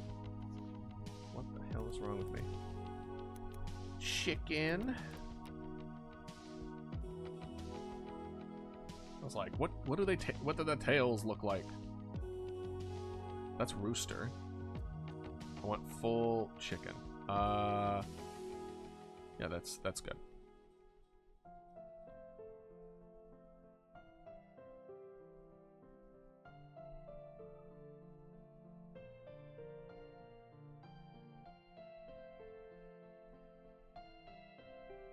And then it's like...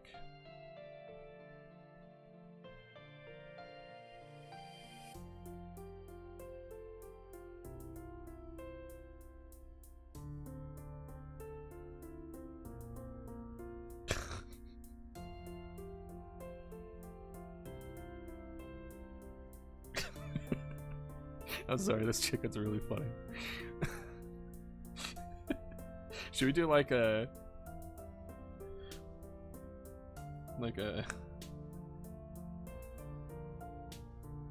not a chicken? Like very much just a chicken.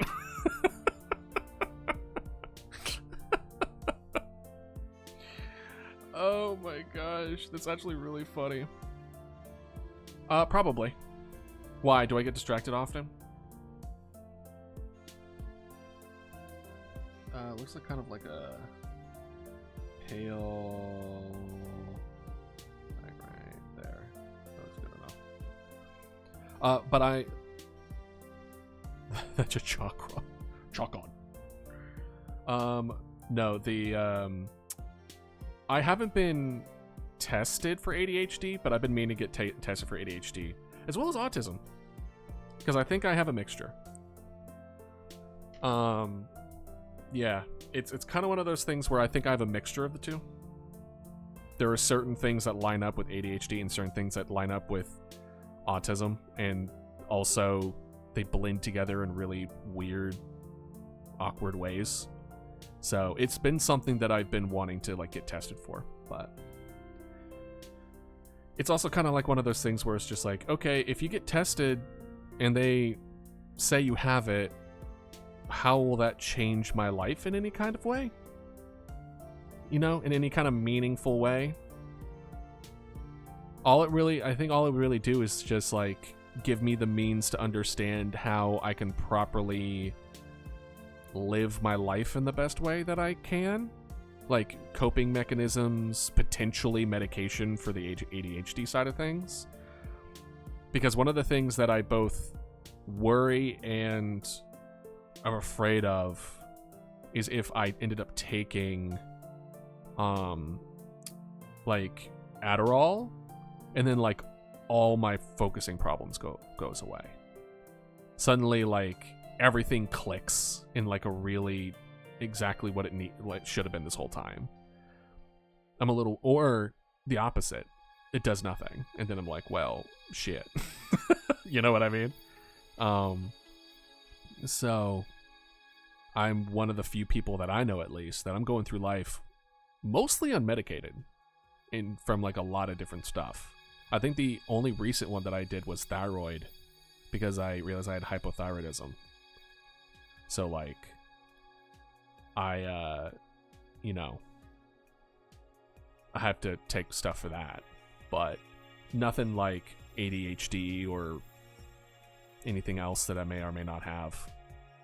But it would make a lot of sense that like I struggle, because there are some times where I really, especially when I was going into detail as far as like most of my life, I kept on getting my own way of wanting to do something and wanting to move forward, but I could not get myself to do it. That's a big ADHD symptom, where it's just like you are incapable without the right stimulation, you're just not going to do it. And that tracks with a lot of behaviors that I've noticed within myself. And then there was other behaviors that lean towards the autism spectrum as well. But, you know, it's neither here nor there. I don't really know what I would do with that kind of diagnosis, but I guess it would be good to know. I'm not necessarily sure. Hopefully that wouldn't like backfire in any kind of way. But it, like I've noticed with like job applications too, they're just like, have you been diagnosed with ADHD and or like a long list of stuff? And I'm like, well, I mean, technically if I would get I would be able to check off those boxes, which may or may not hurt or help, you know, finding a position. It's hard to say. So the answer is probably, I don't know. That's the short answer to your question, Star, is probably no idea.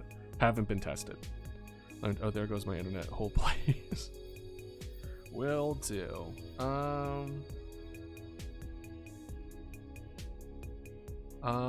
Let's see here. So we'll have like something like this. And then we would have more of a purple eyes, kind of like that. And then we'll have the red scarf. Kind of like right here.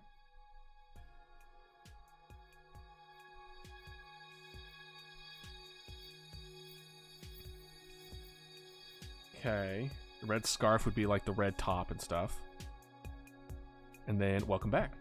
And then I think the tips would be kind of like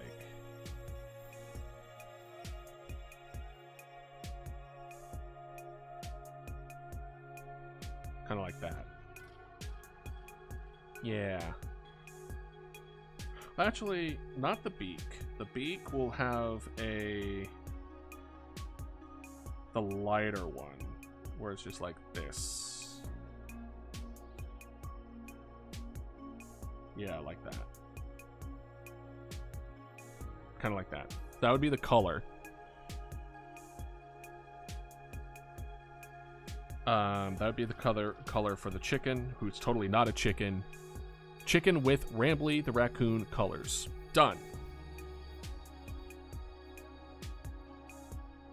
Who's just kind of there. Who's totally not a chicken.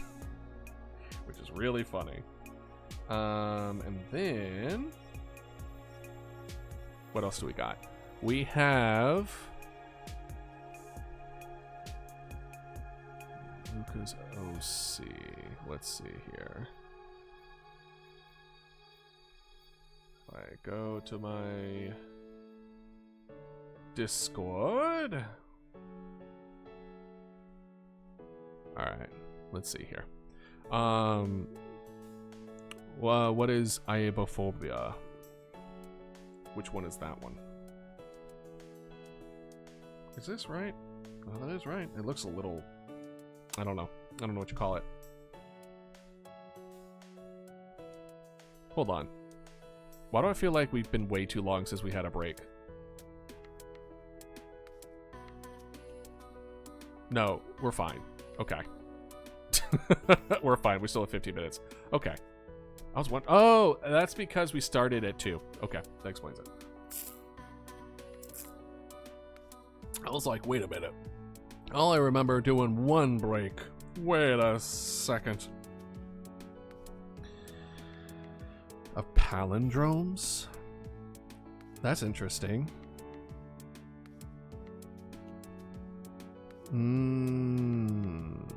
Okay.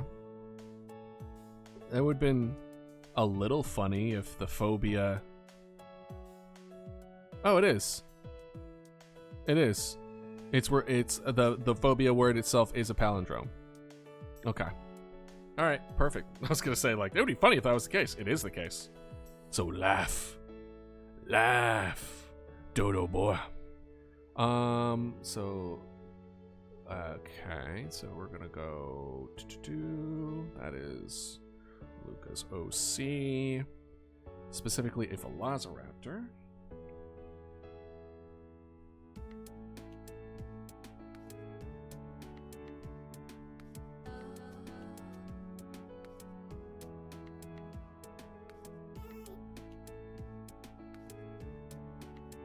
Gosh, the line weight keeps on messing up. Stop with the line weight. There we go.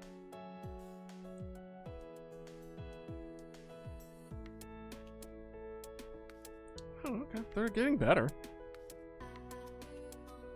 To be honest, I'm getting better at drawing dinosaurs.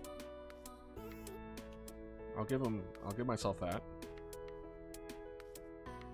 Okay, so this is...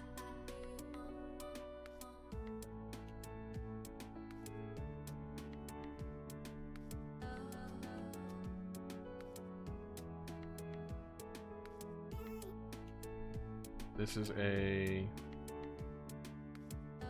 Velociraptor. There's a fear of long words. Yeah, I know about that one. So now they would be...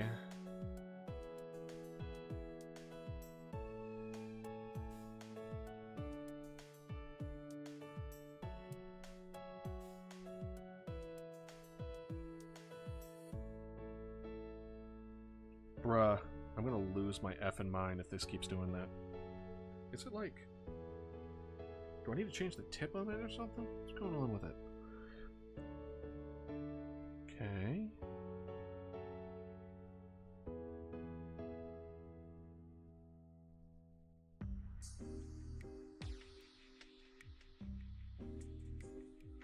And then it's just kind of like that. Egg, kinda.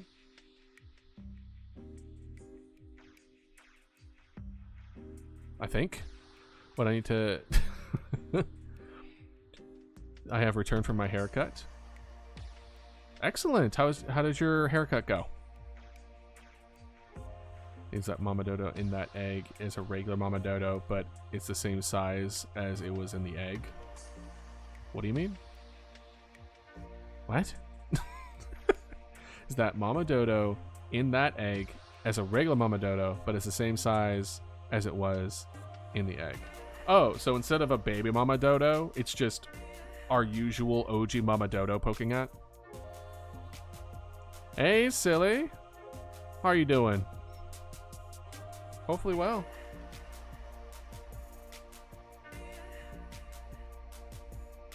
We are working on the banner.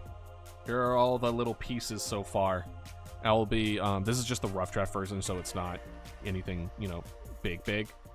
But, then I'll be putting them together, finding out good locations, interactions, etc., and then we'll do like good line art and all that other kind of good stuff. Is Mama Dodo small or is that egg basket huge? Oh, this is baby. This is baby. So they're like baby eggs, Easter eggs sized. And this is baby Mama Dodo to put in. Not lore accurate Mama Dodo. I knew the Mama Dodo and that egg same size, but like a different costume. Oh, got you. So you basically, it's a costume, please. That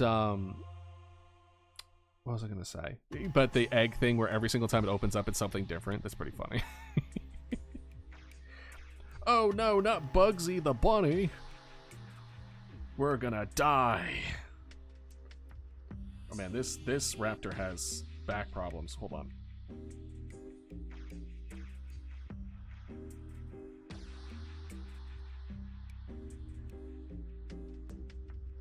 We'll give it a little bit of a tummy.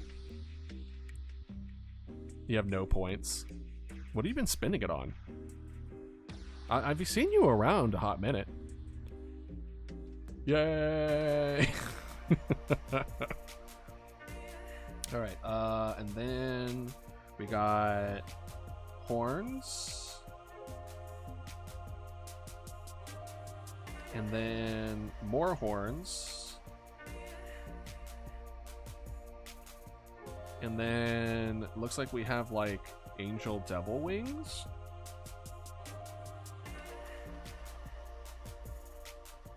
Is there any more detail to this? Not really. I mean, Luca definitely put in the art sharing, right? Hold on, let's see here. Post your art. Let's see if I could find Luca's OC. Especially in the earlier, they definitely posted it a lot. Where are you, Luca? I know you've been sharing your OCs. I know you have. Y'all can't resist sharing your OCs. Not that I want you to, in the slightest. But where's a good reference? Okay, I see one. Okay. I see this painting. Looks like they also have a tail. I think as long as I do like an angel demon thing, I think it's close enough. Hard to say. Man, we've been posting a lot of stuff in art. I'm like scrolling up and I'm like, we've been pretty good at this. We've been at this for a while. Please make it into a costume. Do you got points? Do you got points? You better start saving up. You better start saving up, Star. Or someone else agrees with you and also spends money. Or not money. You know, points. Don't you worry, I'm saving for the lore accurate baby chicks. Wait, lore accurate baby chicks? Or just baby mama dodo? There is a difference between those two statements. Lore accurate baby chicks is Mama Dodo's actual babies, which may come with sadness considering the lore. Because in case those that don't know, I'm just gonna go with what I got. Mama Dodo died protecting her chicks. That's how she died. And one of the reasons why Idealist chose her to protect his core. She died protecting them. So, like, if you're gonna go lore accurate, you should know what you're asking. If you want silly baby mama dodo, I got you. No problem whatsoever. But that don't mean it lore accurate. Okay. And then whoop. And then whoop. Angel and Demon, Raptor. The tail needs to be whoop. There we go. There we go. Better. Do you want silly baby dodo or tragedy chicks? Tragedy chicks is a wild statement. Tragedy chicks sounds like a rock band that you would find in an underneath abandoned Toys R Us. Tragedy chicks is wild.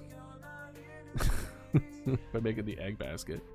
I mean, go for it. If you make a whole story on your lore, then I will read the entire thing. Silly, I plan on making a whole animated video on Idealist lore. It's one of the reasons why the first update's taking so long. Every big update for stream is going to be in lore accurate, animated, and voiced, and the whole 9 yards. And it's going to be like all the changes are going to be in lore, and what you guys interact with will be in lore. Like, that's the restriction I put on myself. I would download Twitch for that. Like, my current plan is every big update is animated video with new merch drops, with new like added stuff to stream. And my eventual goal is to have every 3 months a big like lore video thing for y'all with like updates, like seasonal like stuff. That's my goal. But starting it up and getting used to it and finding the right thing for me and the right process and getting experience with that, that's really why it's taking so long for this first one, because I have no idea what I'm doing. But no, like I'm so excited for y'all to see it. I don't think y'all are ready for what I have planned. But remember how we talked about like managing your expectations? I need to manage my own expectations, because not only is this first update, this first update's going to have new custom animations for all of our alerts. It's going to come with new badges. Okay, good to know, Silly and Dragon. I'll consider it. If I'm looking for voice actors, I'll be sure to let you know. And FYI, I'm not planning on having like free voice acting. I plan on paying my voice actors. So it would be more or less an indicator of like trying to find a good price, make sure all the legality stuff is taken care of. So that is, I will put it out there if I am looking for it to it, or if I'm moving in that direction. As of right now, with this first big update, I don't think we'll need additional voices if necessary, but there will be future ones where we will need more than one voice. So I was gonna learn how to voice act and how to change my voice better. There is one thing that I will plan on doing, that I currently plan on doing, that I will be asking y'all for your art in, and I'm fine with talking about it now. So there is going to be a scene in a future video, not anything anytime soon, but there's a scene in a future video where Idealist is on a train and there's going to be music in the background. And I want every beat of the music to have a different scene in the train while he's waiting for the train to get to the location. And I was going to like dip into the community and send like a thing out there saying like, hey, if you want your art in this one scene, where it's just like almost like a second for like 60 plus seconds, every second is a new art piece of like these people that are in this train, and you can make it into like different things, but overall it'll be within like similar styles, right? But you could kind of come up with like what kind of strange people are waiting on this train. Are they trying to get Idealist's attention? Are they off doing their own thing? Are there like these beings, these creatures? And then it would just be in the lore kind of like Idealist waiting to try to get to his new spot, trying to ignore everyone around him. Vocaloid song, Welcome Generations, which all mean mostly fan art, mostly by multi-animator project. Yeah, think multi-animator project style. That kind of feel to it was the kind of direction that I wanted. And the only consistent thing is going to be Idealist with his eyes closed and Mama Dodo dancing to the music on his shoulder. And it's just that for that whole beat of Mama Dodo dancing, and then every second everything else changes.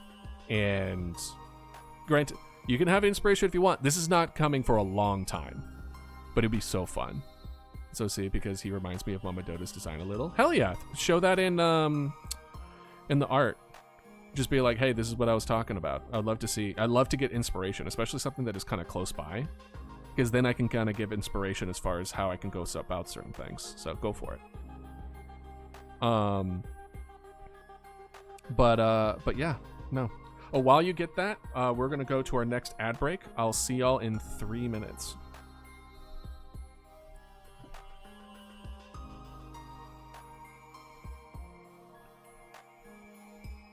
Okay.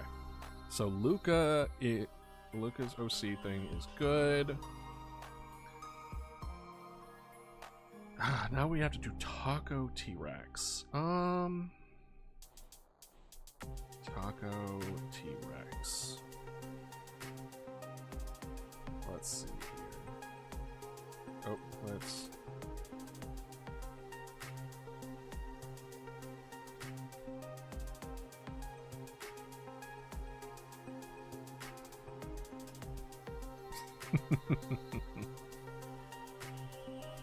Go for it. Anything to inspire y'all. Alright, Taco T-Rex. They are playing, in case it wasn't obvious. Taco T-Rex. How am I gonna do this? Let's Google it. Let's see what happens. Taco T-Rex.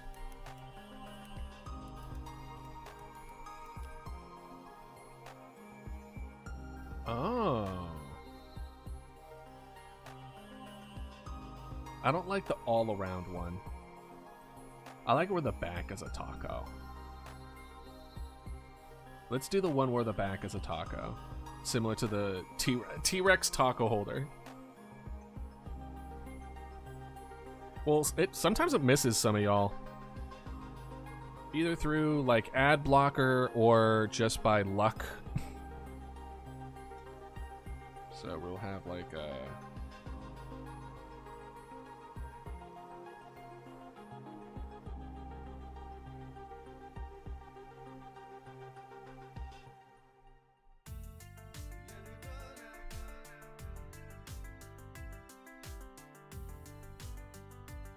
let's move this down a little bit. Let's actually also make this a little smaller. It does not need to be that big. So what you could find? Alright.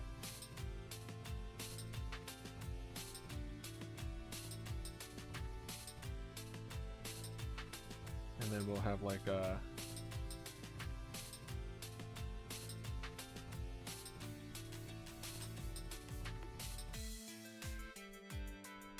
And then we'll have like meats and tomatoes and cheese and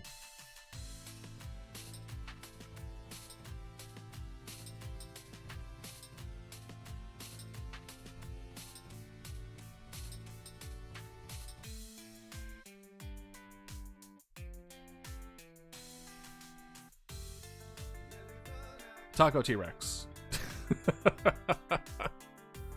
Egg. Down it goes.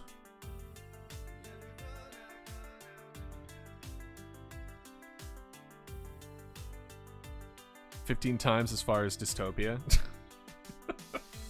Alright, so there's our Taco T-Rex. If that's the Taco T-Rex, should we make the head? I'm gonna make a executive decision and make the head like the sauce, so you could dip it. The dipping sauce is on the head.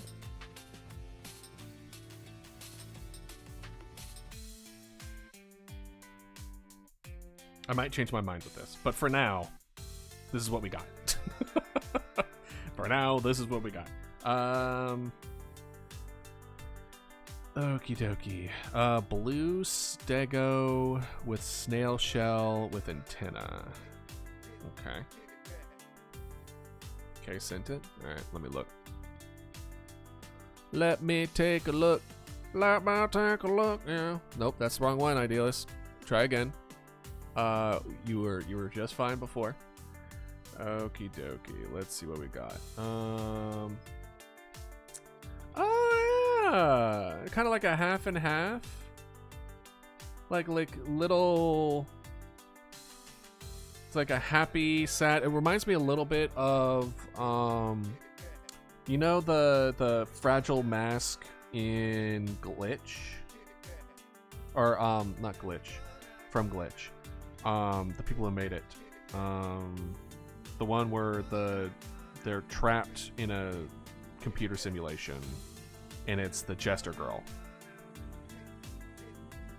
You know what I'm talking about? That kind of vibes. Which, to be fair, Idealist does have a little bit of one side face does one thing, one side face does another. There is a little bit of that going on, because there is. I do want to give an indication that there is a bit of a push and pull regarding Idealist's natural magic versus what was imbued in him through paleomancy, right? So it's not like his face is always going to be half and half, but it will have a bit of, especially when I have toggles for when he gets angry and stuff like that, where we have a slow transition between dark green to bright purple. and the more purple it is, the more where it's just like that side tends to have influence and power tends to get a little bit more wild. Asian, is it Asian or Asian? I feel like Asian. I like it though. I like it a lot. Out of the bunch, I think I like the first one more. The hard lines with it goes really well. It brings a lot of character to it. I really do like it.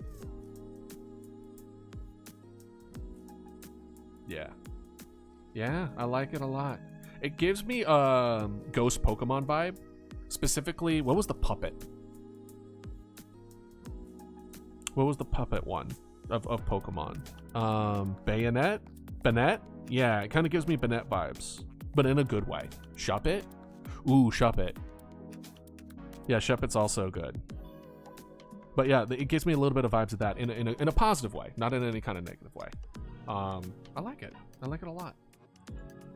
And as far as the animation style, have you heard of Natrix? Silly. Like Neytirix.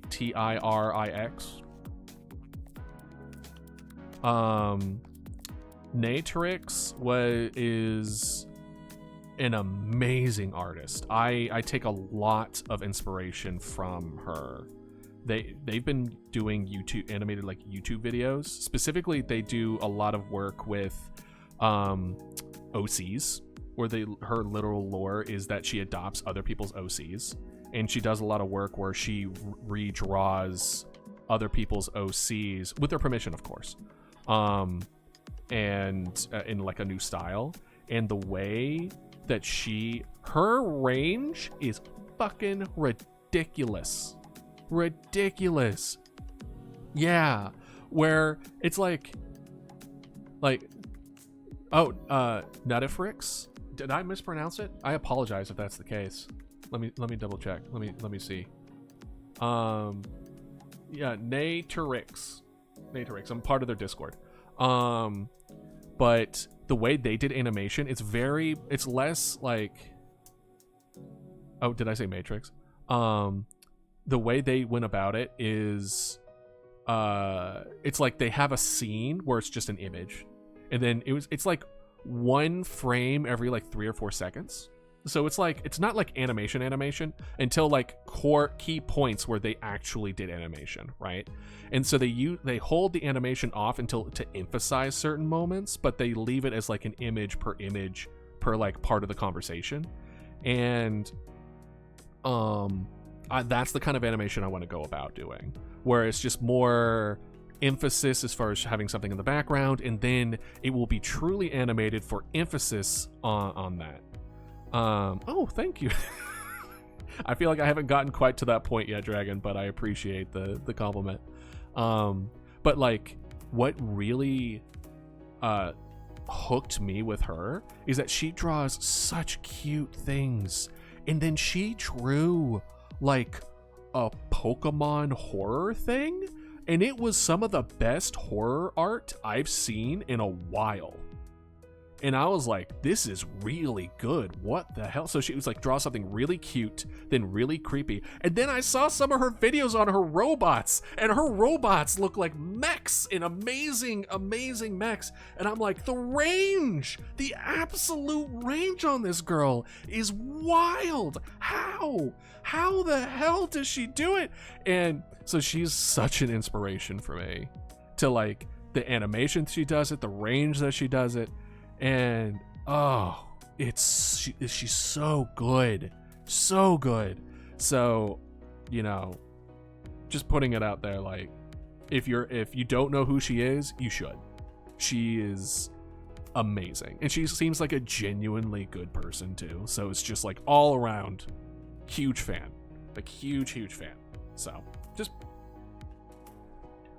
do it in Discord, because Twitch will eat the link. But yeah, put her in like resources or something. Yeah, check out her videos, not while I'm live. Don't leave the live to watch. But after we're done, check her out, and let me know what you think. Make sure to make sure that I have my I've clocked it correctly. She actually made a music video relatively recently about a duck that shoots beams out of its eyes or something. It was really funny. Yeah, honestly, Silly, if you wouldn't mind giving me some of your art inspirations, I would love to know what has inspired you in your art as well, because you have such good art. I would love to see what really like helped push you into that direction as well, because we might have some overlap too. All right, hi here. If you're feeling up to it, post it in the art channel when you're done with it. I know it's so. I know. You give me hope, Silly, that I can become good enough. The fact that you're self-taught, because I'm self-taught, and so it's just like, so I'm like, oh, I could get that good. Not to your level. Listen, look. I need to not say good enough. I understand I need to remove that, but our levels are different. Our levels are different, but I'm doing better on saying that I'm an artist. Not an aspiring artist, an artist. Because I did that for a long time, where I said I'm an aspiring artist, and that shouldn't be in my vocabulary. That's not a thing. You either are an artist or you aren't. If you're doing art, you're an artist. And in my mind, it's like, oh, until I get paid for my art, I'm not an artist. But I'm like, that's professional artist. There's a difference between professional artist and an artist, but like my definition was all skewed. So yeah, I am learning to be kinder. Yeah. I'm not planning on stopping anytime soon. Am I frustrated from my lack of speed of improvement? 100%. But yeah, exactly, Silly. Like I mentioned earlier on this stream, I'm not sure if you were here for it, but like for a good decade or so, probably closer to 2 decades, I was in a cycle where I would hate my drawing so much to be demotivated, stop drawing, 3 months would go by, and the cycle would just start over again. So I didn't draw for like 15, 20 years. And then I got frustrated that I wasn't any good. And then it took me a while to get to a point of like, Idealist, you haven't drawn in 20 years. Of course you're not going to be good. Or you're going to be rusty. You're going to need to catch up. Like your mind has progressed and your brain and creativity has progressed over 20 years, but your skills haven't caught up to that. It's going to take time to get to that point.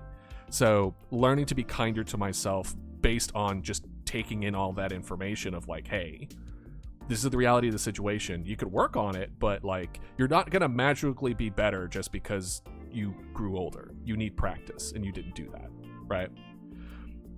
I'd love to show you how to draw some of my things. Ooh. Unfortunately, I want to keep on working on this, but I really do.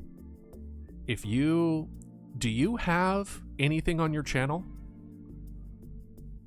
that kind of goes into detail of how you go about doing your drawings? Because if not, I think that people would be interested in that, me included. Because I would love to see your process. If I'm on the Discord after stream, you're more than welcome to.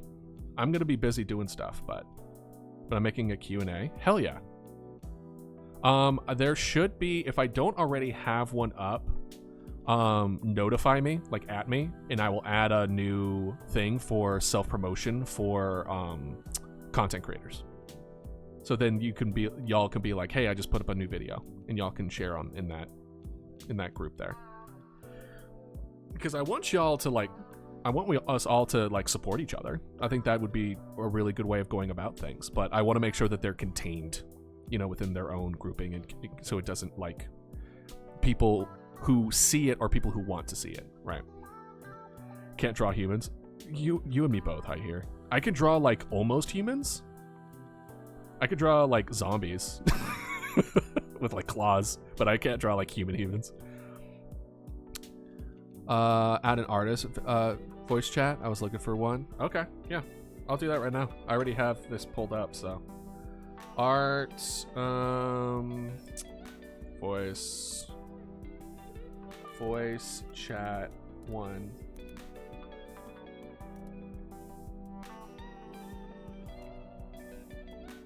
I'll add 3. 1, 2, and 3. All right, 3 voice chats in the art general. If I send you images of what I put on my walls, you'd be scared. Well, now that you say it, I mean, I kind of want to see it now. Yeah, send it. Yeah, gesture drawings are huge. I'm an advocate for tracing is fine. I don't think that's cheating. I think that's how you learn. So it's just kind of one of those things where learning how to take what in front of you and process it is going to take a lot of time, and I think takes most of the time. And a lot of people struggle relies on not having proper references and not knowing how to reference. I struggle with that as well because I didn't go to school. Like, I didn't go to school for it, so I don't really know how to properly put a reference board together. But I'm learning. I'm trying to be better at that, especially with Idealist main look. I'm really taking the time to like find good references and putting things together and stuff like that, and I think that helps. I just simply reference the image a lot of process, but tracing feels like it's harder to study the image. Well, don't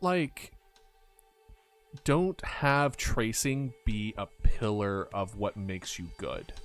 Tracing should be a way to help you understand. If y'all want, I can post an art video that I did relatively early in my streaming career, where I talked about a process in which I was using to try to learn better. Hold on, I wanna see. Oh my gosh, it's so cute. Oh my gosh, that Has-Been Hotel drawing is so good. The Cult of the Lamb is so good too, bruh. What do you mean it's scary? It's so cool. I have nothing on my wall. I don't put anything on the wall. Your little dinosaur fold, by the way, is hilarious. I love it. It's so good. That's so funny. Yeah, no, that's based as hell. I've always been a little envious of people who like filled their wall with art and music and like all this other stuff that like you could tell who they are. Just by looking at all the things that they post up around them. I don't have that instinct. I don't do that. Most of my walls are blank. And I've always struggled with like designing my environment to show like to as a way to express myself. Shaping my environment has never been part of my expression. It extends, like the outside world is not where I'm focused on. It's much more internal and much more focused on that, which has its positives and negatives, but it does make the space that I live in seem very barren, unfortunately. But yeah, no, I'm anticipating that that's just the beginning. Your wall is going to continue to look really, really good. Because as time goes on, you're going to run out of space, and then you're going to start taking stuff away, and then and then you're going to be putting on more better stuff, and you can almost see the slow change of who you are as a person change over time. That's really cool. That's really neat. I should probably actually start drawing again. All right. We have my friend who has her rooms filled to the brim with posters. Yeah, exactly. For free first start. I wouldn't. I mean, first of all, congratulations about commissions. I think you're going to do amazing. I think you're going to do great. Value your time and energy, though. Know that there is worth to your arts. Yeah, don't undersell yourself. You are worth it. You are worth the money that you are going to be asking for. Okay? As long as you're not asking for like $1,000 or something, right? Like, it's hard to know how much to ask. It's really, really hard. The only thing that I recommend, because I've done a little bit of research as far as like, because I've also considered doing commissions, is try to find commissioners that have a similar vibe to what you draw, like a certain capability, a certain thing that you would like to do. Like, look for your inspirations, see how much they cost, and then use that as a indication of like, oh, I can, let's get around this price. If you want to go down the route of like, oh, but I want to build clientele, I wouldn't go free. Instead, what I would do is that do something like first commission is like 20% off or something. Or like first commission is 50% off. Like something where it's just like you lower the barrier of entry to let them know like, hey, you don't know what I'm about yet. I will reduce my price so we can both figure out if we make a good match, because that kind of commission relationship is important, and it's good to have a positive relationship, but that doesn't mean every person who gives you money is someone you want to work with, right? So having a reduced thing, maybe even like a half up front, half finished kind of deal so that you don't get scammed, will allow you to kind of build more of clientele, but you're still like giving yourself the worth, and anything after that first one, they'll know you're worth that price, right? So that's something that you can consider doing. But free, especially in this day and age, like as long as you put what you are able to do in front of them, like, hey, this is the art that I've done before, these are the other things that I've done. You could even do like make certain arts for friends and people that you care about as like gifts, and then use that as your front.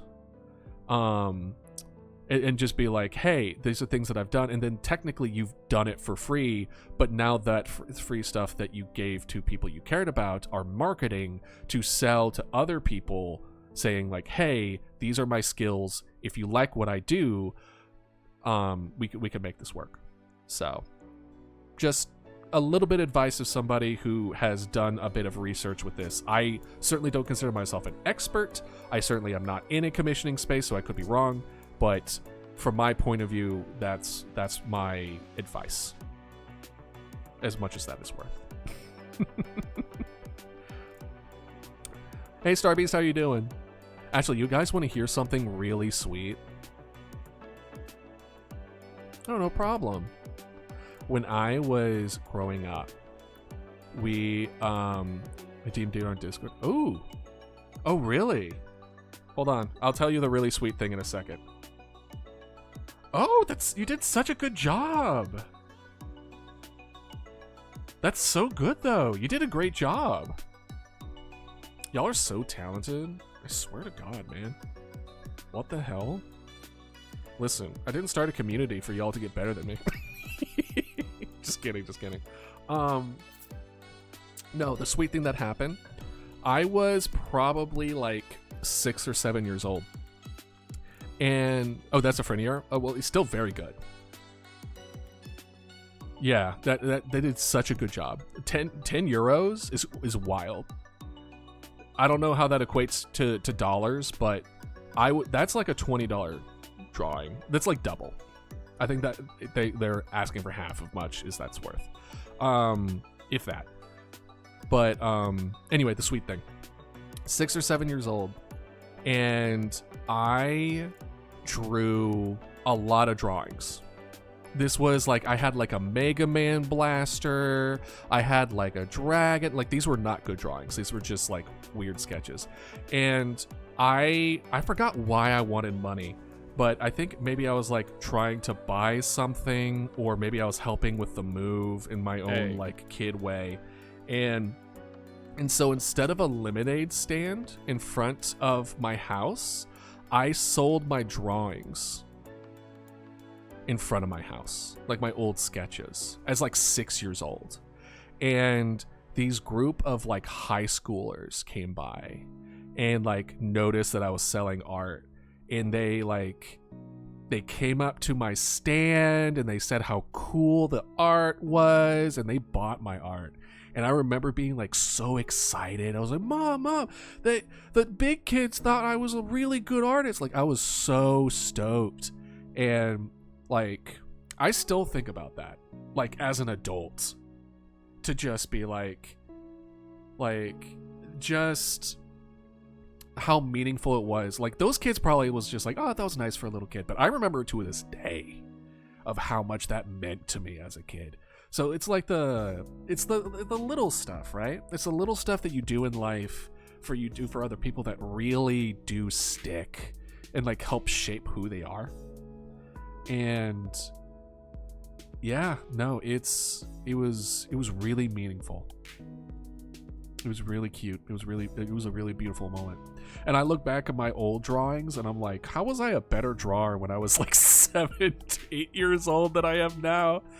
If I can find them, I'll post them on the Discord. I'll show you like OG super young idealist before I think I stopped drawing after my 5th move. Yeah, my big move from Colorado to Florida, I lost my creative juices. That one I was really struggling. No, I believe in you, High here. You'll get there. But yeah, no, art's always been something. Well, granted, my have you seen my old art? I don't know.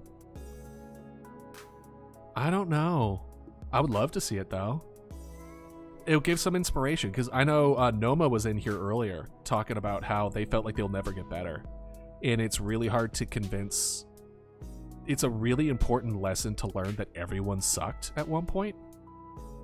And getting better is a process, and takes a lot of time. And for a lot of people, you don't see it. You really don't see it for a long time. Everyone grows differently. I was in my drama class. Apparently there was such a good voice tones, and the student clapped afterward. My daughter was like, your voice is great, but your movement is terrible. Yeah. No, like the fact, and that's awesome. That's awesome, Dragon, that you have singing and voice acting like being an inspiration. I'm learning, like, I didn't consider doing anything with my voice. And like, streaming has helped me build a lot of confidence in my voice and what I'm capable of doing, and moving in the directions that emphasize that part of my life better. And like, I knew I talked well, and I know I spoke well, but I didn't think I had a good voice. Like, it didn't really dawn on me like, no, you got it.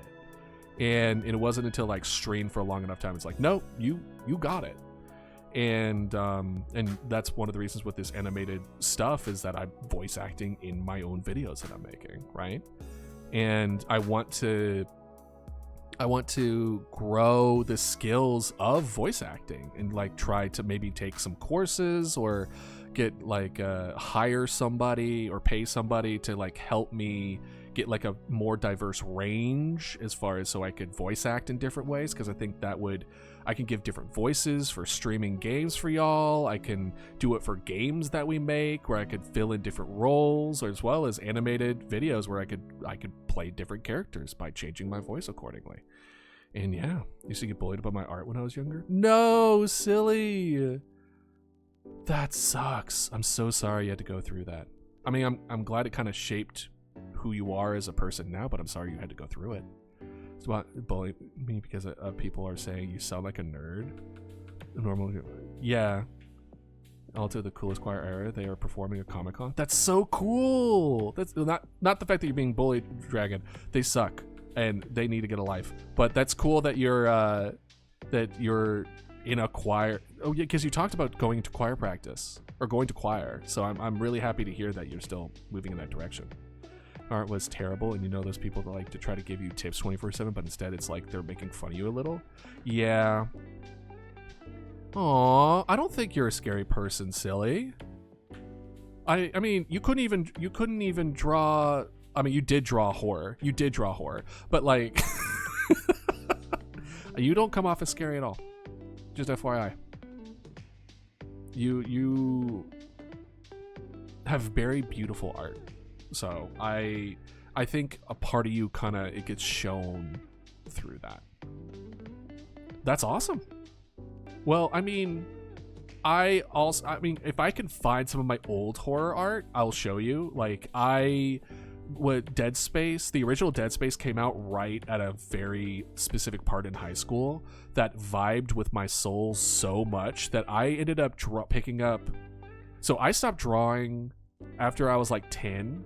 And then when I was like 14, 15, when Dead Space came out, I started drawing again for like years because I was suddenly inspired. So I stopped drawing and was only started drawing because of horror. I love horror. And like the dinosaur stuff, a lot of this is like leftover from when I was a kid when I drew dinosaurs all the time. So it's hard for me to like, it's like, it looks like an elementary school kid is drawing this. And that's like, because it is. Because you didn't start drawing this until you were in elementary school. So of course that's the case. Ready Singer 1. Oh, is that going off of Ready Player 1? Vibes? Everyone bash back from people trying to drag us down. I will say a lot of my art I didn't stop drawing because people were dragging me down. So I'm glad other people, you guys outgrew that. But for me, it was it was a symptom of something else. So a lot of it was like, oh, we moved again, and I'm having trouble going through this emotionally. And I stopped drawing because I was having a hard time. So because of that, I lost it. And for a long time, I lost it. And I remember going to college, and I remember working in science field, and I was starving creatively. I'm like, I so want to draw again. I want to make things again. I want to create again. But I was exhausted all the time, and I couldn't get myself to do it. And I was in a cycle of too tired to attempt, and then I was continually starving, and because I was starving, I didn't have energy, and then because I didn't have energy, I couldn't do it. So it just kept spiraling over and over again, and it wasn't until recently, with quitting my job and starting streaming, that I was given the space and energy necessary to actually build it back up again. And yeah, it's just, I've really missed it. I've really, really missed it. Drawing and creating. I feel like I'm not doing enough, but I think if I was going to compare myself now that I was a year ago, I'm able to do so much more now than before. And I think it's just going to take a long time to get to the level where I felt like I was at one point. But maybe I won't. Maybe I'll never be as productive as much as I was before. And I think I need to be okay with that. But that's part of life and learning. You just said this later in my OC's house is just hiding somewhere. I'm going to fix him up and I'll send him in Discord. Sounds good. Hell yeah. I'm gonna show some of my old ones as well. As soon as we're done with the stream, I'll send some pictures of my old ones. Hopefully I can find some of my old dragons. Maybe I can find some of my old ones that I would have sold that I didn't manage to sell at that stand. Hopefully I can find, there's one in particular. Hold on. Do I happen to have it saved on this computer? Probably not, but let's see here. If I go to my documents, good. I'm not streaming this. Good. Going to my documents. I like the little creepy dude. I have this over on my other screen right now. I love it. Let's see here. Documents. There was a series called Seven. And it was about the 7 deadly sins. And it was about a infection that amplified people's actions that align with 7 deadly sins, and then they mutate and become zombies akin to it that amplify it. It was really cool. I actually liked it. I think I worked on it for like 3 years, but then it just kind of fell short after I went to college. But no, it's interesting. Let's see here. Do I have? Was it under ideas? Well, that's all the different games I wanted to make. I definitely had it at one point. Let's see here. I'm looking at my old games now, or old folders, to see if maybe, just maybe, I can find a folder that's just like, ooh, perfect. Is that Darkest Dungeon? I have no idea. Let's see here. Dead Space mods. Your light hates you? No! Fun fact, when I was a little kid, I saw a bully bullying someone. When I beat their ass, and one time all my parents came to pick up the children and they saw me beating up a bully. My mom after that, I don't remember. That's awesome. I'm glad that you're able to you defended someone.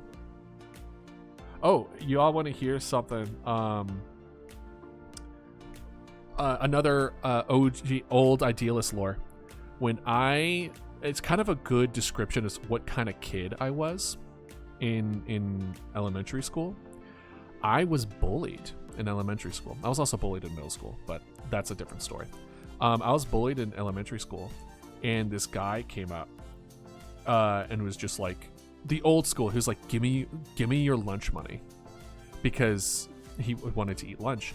And I was just like, I can give you some of my food if you want.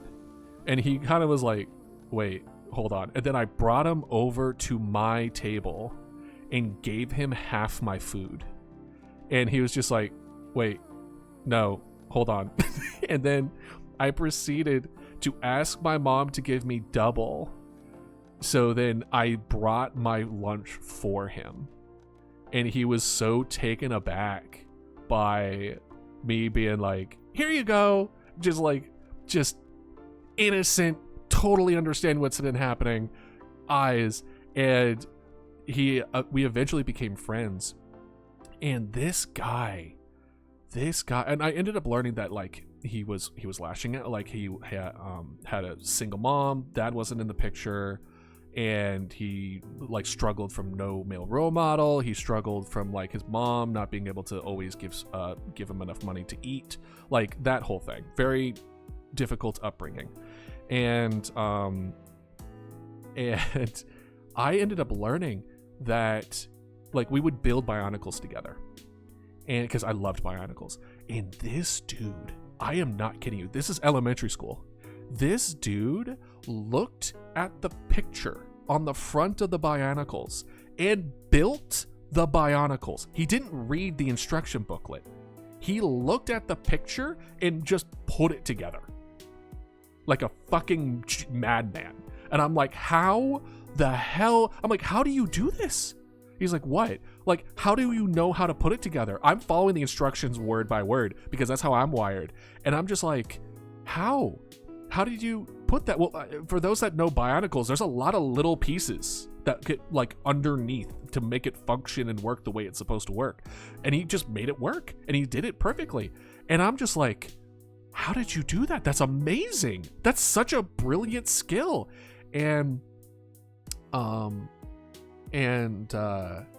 tell you what I ended up learning. My mom kept tabs with like the families of my friends when I was in elementary school after we moved. He ended up going into construction growing up. And there's a little part of my brain that's just like, Yeah, he did. There's no fucking way. There's no way he didn't get into construction. There's no way that man didn't know how to fucking build off. He had the instincts to know how to things put together in the right way. He was a brilliant dude. But if you want to know a little sad story, a little sadness to this, oops, sorry, didn't mean to smack this. Go for it. Like, construction workers are so undervalued. They're so important. There's no growth and there's no maintenance without construction workers. But when he learned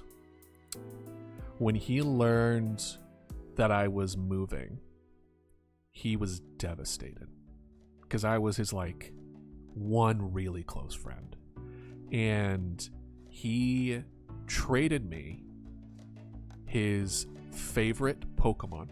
He gave me his favorite Game Boy Advance games, and that favorite Pokemon was Haunter. And that is why Haunter is my favorite Pokemon, is because he gave it to me when I moved, and is still my favorite Pokemon to this day. Yeah. So the feeling was certainly mutual. That Colorado move was devastating. I moved when it was when I was 10, so it was just one of those. But yeah, no. I hope he's doing okay. I hope he's doing all right. I have no idea what he's doing. Oh yeah, I have a decent amount of lore as far as in person, but you tend to have a decent amount of lore when you move a lot. But if you're wondering, the bulliness in middle school, it was because I went to school my first day with a Pokemon shirt. Not my best decision at the time. Granted, I don't know how Pokemon is now in school, but before, at my time, you got bullied. Had the same kind of friend for 8 years. That's awesome. Goodra is my favorite because the first anime I finished the completion of XYZ. Gotcha. Bullies, one school sucks because his dad was a cop and he never got suspended for that. He never got in trouble because his dad was a cop, but me, I got in trouble all the time. It is a tale as old as time where bullies don't get in trouble after a person fights back from the bully. It's really unfortunate, and I'm sorry you struggle with it or you've gone through that. I hate it. I wish as an adult I could do something about it, but only thing I can do is that I knew if I was a teacher, I wouldn't stand for it. But I also know that as a teacher, I think I would be absolutely loved by students, but hated by management. So I don't think I would be a teacher long. Tell you that much right now. Want to be friends? Yes. Is it bad that I used to fight with my friends and then I almost broke one of the shoulders with my teeth? That's wild. You fight dirty, silly. Are you sure that's not why people said that you were afraid of you? Are you sure it wasn't the horror, but the fact that you almost break shoulders with your teeth? Damn, apparently. Remind me not to come anywhere near your mouth. You're gonna break skin. That's of course a joke. He just asked one time about jumping on top of him and banging his head into the sand. Yeah, I would definitely say like excessiveness, but I've always been a patient person.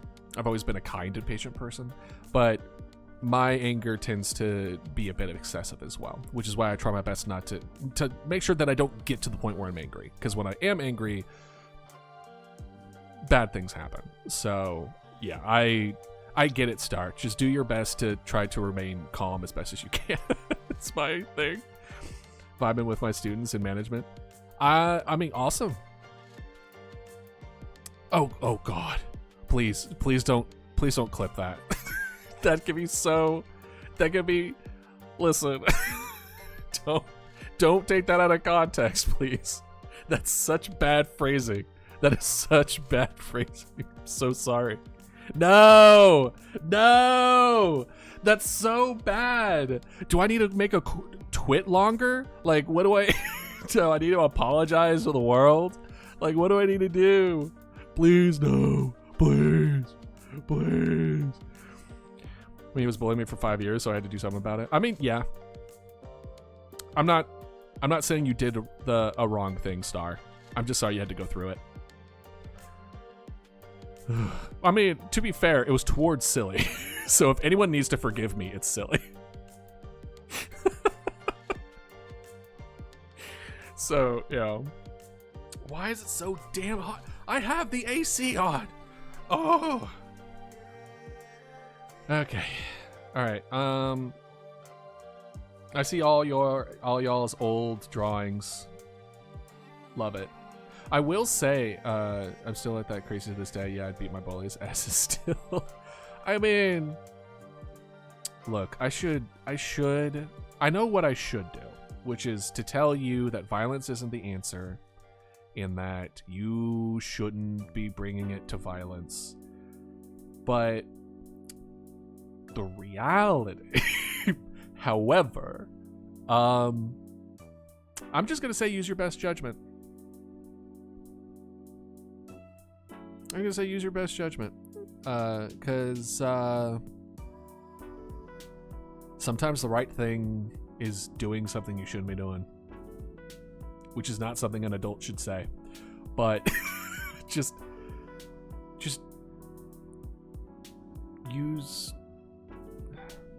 lean on yourself a bit, you know? I was born with, so it can never be fixed. No! That's wild with the shoulder thing high here. Oh my gosh, I love it. I love the little OC dodo. That's so cute. Oh my gosh. I don't think we're doing whiteboard stuff today, but at least like a pirate. I will say, okay, so another OG Idealist lore. I think you posted a link, gaming. Twitch ate it. So in college, have y'all ever heard of the game Humans vs. Zombies before?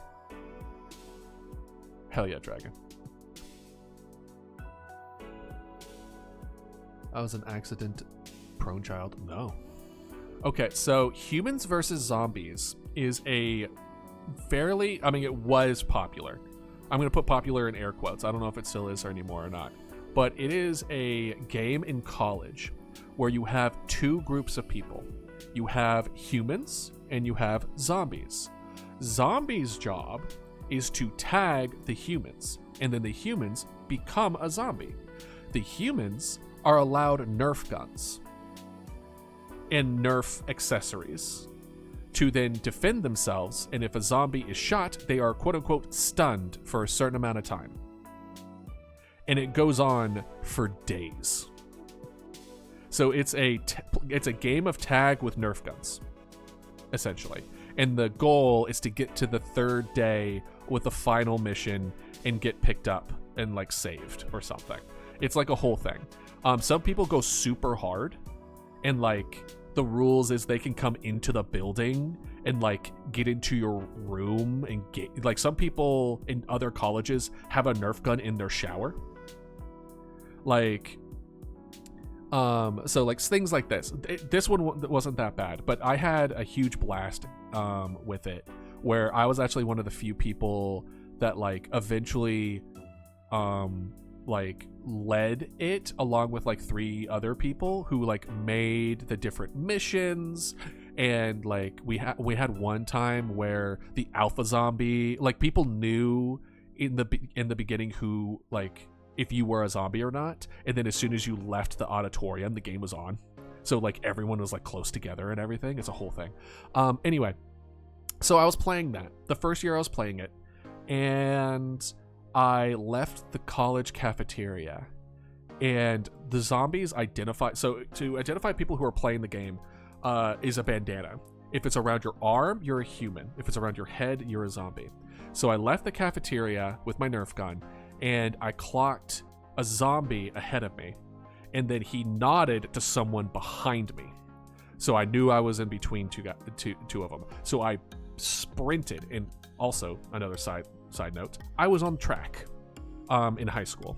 I was a sprinter, 200-meter dash. So I wasn't the best, but I can sprint really well. So I sprinted, managed to outrun them all, and I went around like the student union building, which is like a kind of like a cafeteria / get together for people. And I was going down stone steps behind the cafeteria, and I went down the first two really quickly, and then I went down the rest really quickly because I fell the entire way. And I don't mean stumbled and I like, I went a little bit. I went 1, 2, 3, air, ground. And I didn't know this, but I clipped my ankle on the bottom step when I fell. This was stone steps, by the way. But I kept myself from like my head hitting the ground. So like I made sure that, all the important parts weren't hurt. And I stood back up and I looked at my chasers, and one of them came up to me because I, of course, stumbled. They caught up, and he put his head on my shoulder. It was just like, all right, you're tagged. And then the other two were just like, my guy, he fell down a flight of stairs. Maybe we call this he wins, yeah? And he was just like, fine. And then they went off. So then I rested in a little bit and like cleaned off my because I still have some scars on my knuckles from that. And like I cleaned off my wounds and the blood and all that other kind of stuff, like disinfected it with like soap and water. And this was the first time I ever came across how effective adrenaline was for injuries. And I as the adrenaline started to go down, I noticed that my ankle was really hurting. And I was like, okay, I must have hurt it when I fell. And then after about like 10 minutes, I like said hi to some friends that I saw and that happened to be in the student union. And then I left. Soon as I put any weight on my ankle, I saw stars, and a pain shot up my leg. And I was like, oh, I hurt myself really badly. So I managed to tell one of my friends to let I had class in like 30 minutes. I asked him to let the teacher know that I got myself hurt and that I wouldn't be able to go to lab that day. And some other people that I said hi to earlier try to help me over to my dorm, but like I could not put weight on it anymore. It was, if I put it on it again, I was going to pass out. So then they called the campus police to help drive me over to my dorm, in which I just hopped up to my dorm, to my bed. I'm the kind of person who always has a first aid kit. So I got myself like a wrap, and I didn't have ice at the time. But what I did have is there was like a little cold stick that you put in a water bottle. It's kind of like a little small cylinder that you put in your water bottle to like keep the water cold. And I had that. So I took the stick out of the water bottle and put it in the wrap as I wrapped it on my ankle. And I just kept it. Like, I'm going to bet you love lab or whatever you said. I don't remember. I do love lab. I wrapped around my ankle because I know I needed to keep it cold to keep the swelling down, and I kept my foot elevated. And then I wonder if my mom's senses were my mom's senses were tingling, because she called me not like 30 minutes later, and she was just like, hey, just checking up on you. And I'm like, yeah, I'm doing fine. And then she's just like, and then I was like, oh, I also fell down some stairs. And she's like, what? And I'm like, yeah, but I have my ankle wrapped up and like I have ice on it. It's fine. I'll be fine. She's just like, what? You should go to the hospital. And it's like, what? My response to that, which I still think is a valid response, is like, what are they gonna tell me to do? They're gonna tell me to keep it compressed, to keep it cold, and keep it elevated, which is exactly what I'm doing. Why would I go and waste money to a doctor if they're just going to tell me what I was going to do anyway. And granted, in hindsight, I should have gone to a doctor. There could have been other shit wrong with it, right? Or a cast. It could have used more, or a splint. Like, there could have been more that I was doing for it that I would have needed. And so my mom was like, okay. And not like an hour later, apparently my mom went on a calling spree. Sure, silly, that's absolutely fine. I would love to hear it if you're willing. Because apparently my RA came into the door. Or came visited me. It was just like, hey, are you okay? And I'm like, yeah, why are you checking up on me? And she's like, well, apparently your mom called the head of the building and complained that they didn't do anything. A Therian in school is hard. What is a Therian? Sorry, I feel like I'm ruining your secret, but I don't know what a Therian is. Oh! Okay. Identifies as an animal or animals on a non-physical level. Oh!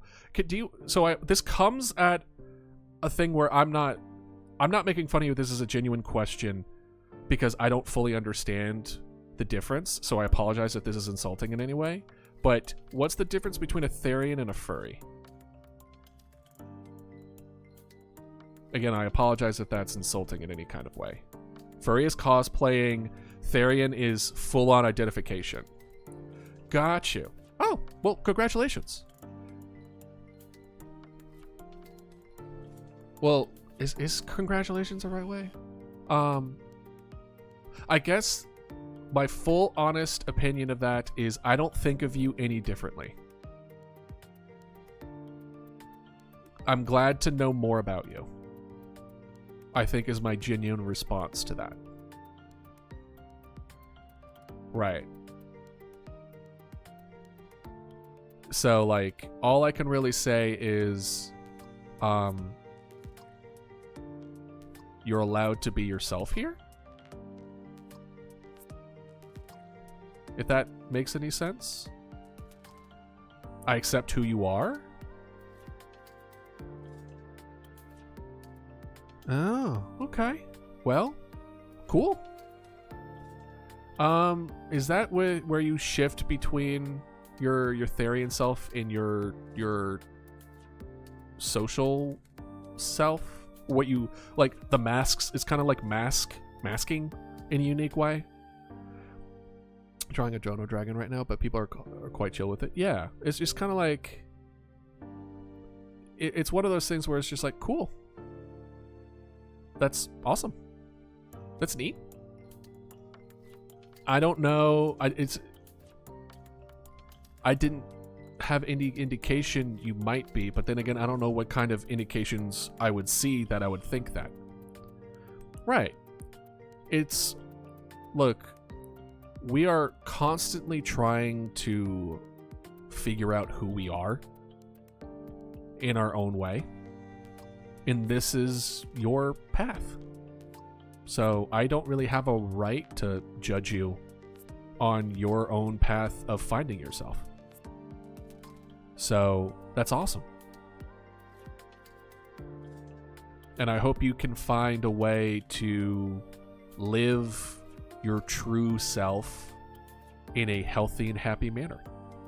And the only thing that I can say is that I accept y'all for who you are and who you choose to be here. And you are always welcome here with that in mind.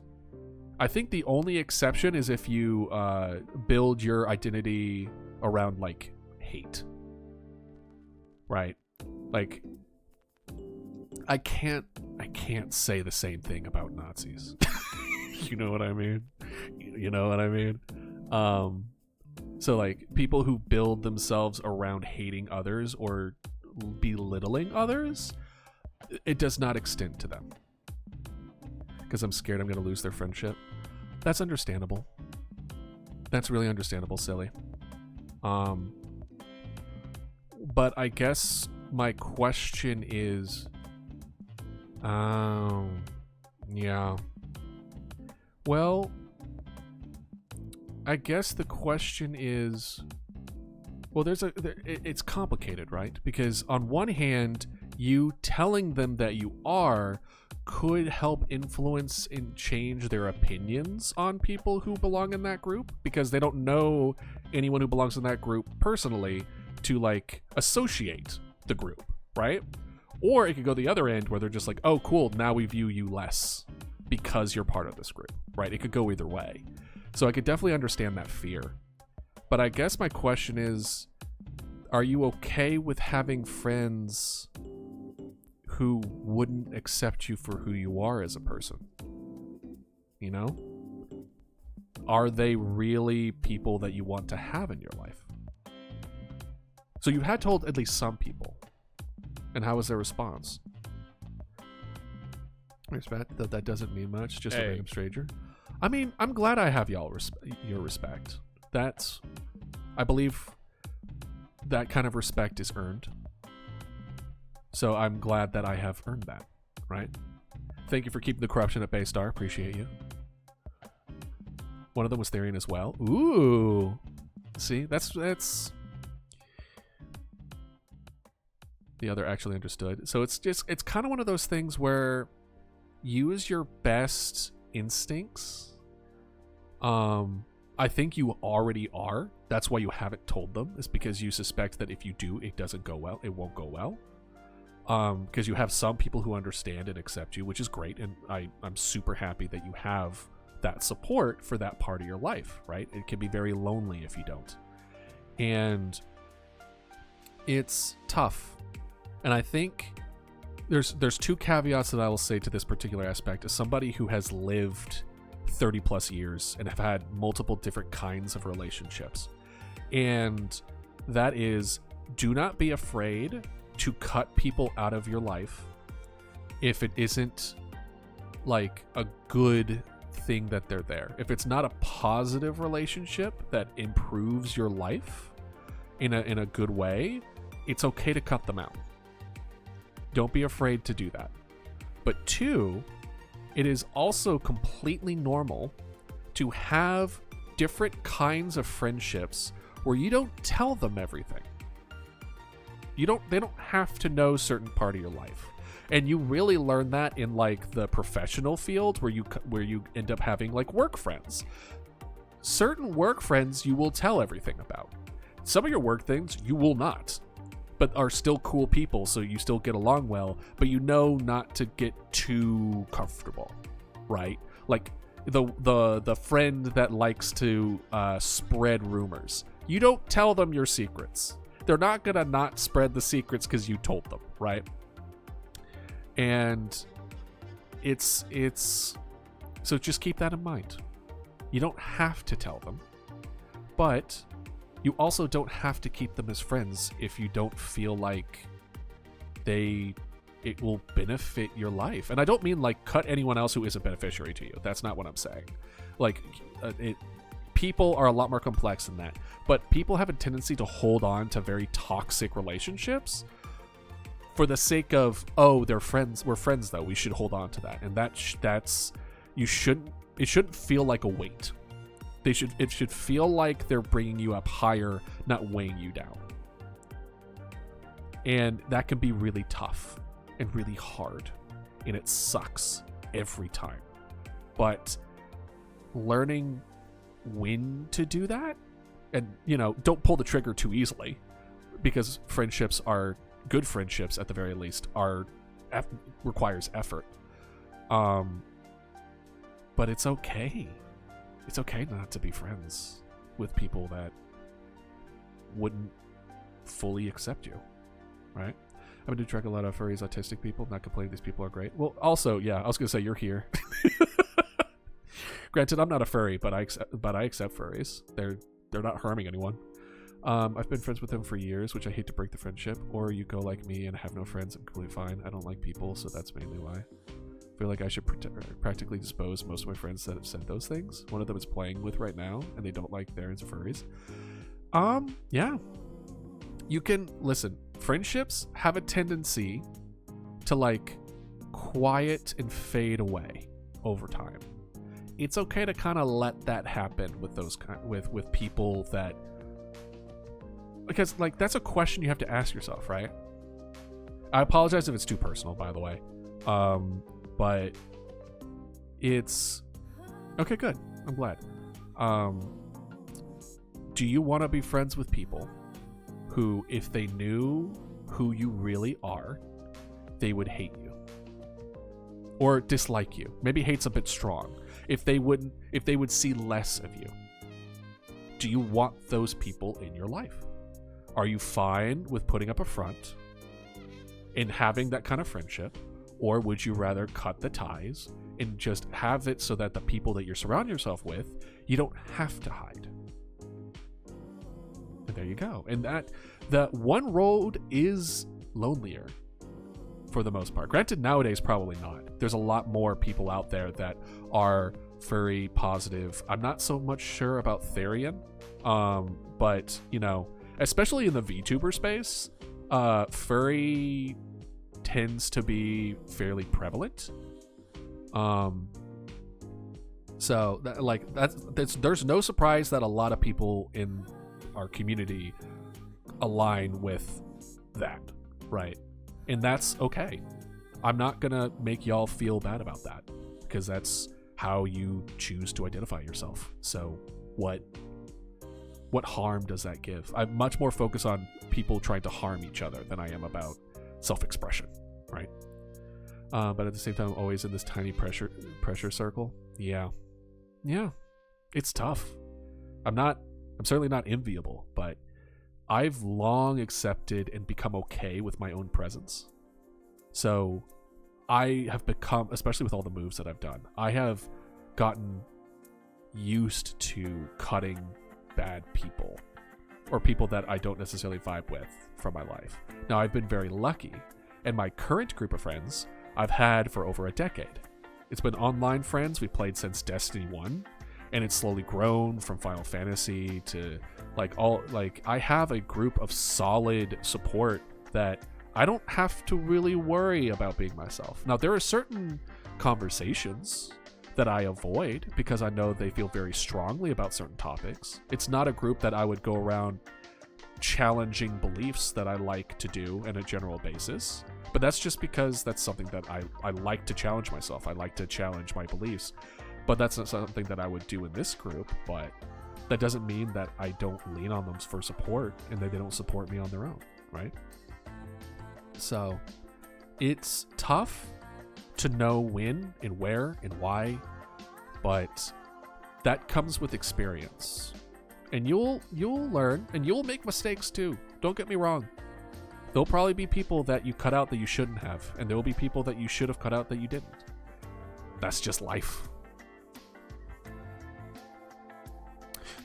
And with that, we should probably go to commercial. We've been sitting on not ad for a while, so we're going to go ahead and go to commercial, and I'm going to let y'all sit in that for a bit. See y'all in like 3 minutes. I'm going to work out. Hello. Move you up a little bit, because we're now standing.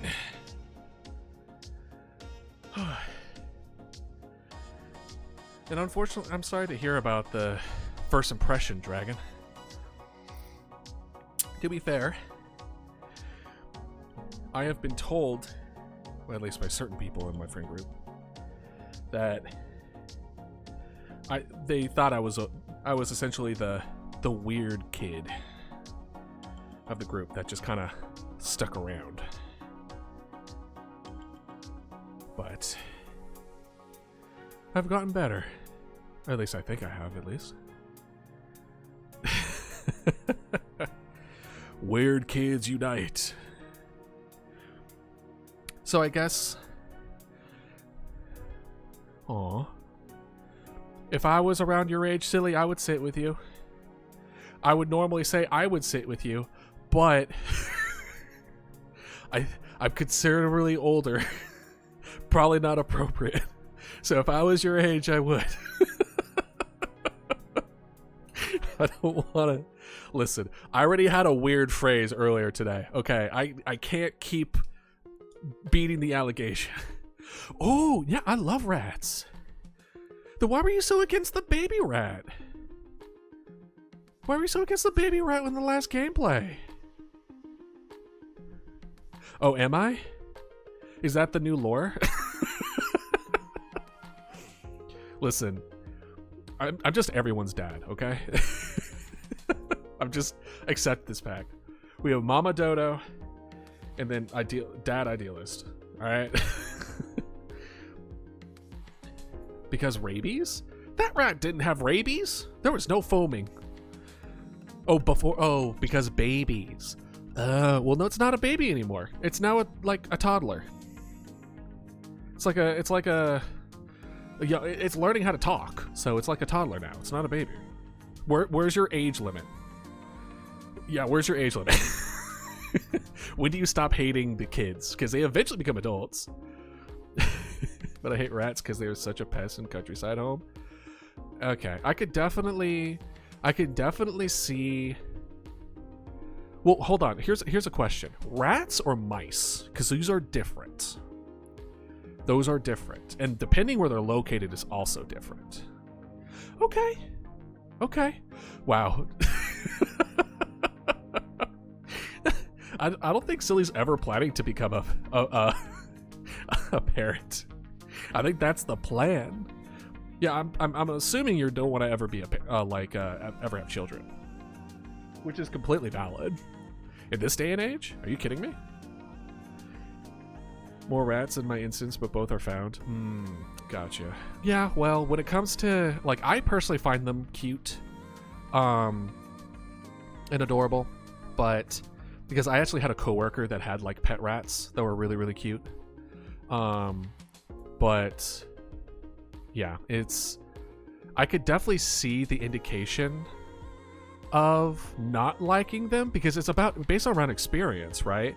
If your experience with rats is that they wreck your stuff and are just a problem, then I could see you not liking them. But in a situation where they're cute and adorable and they're contained and they're fluffy and very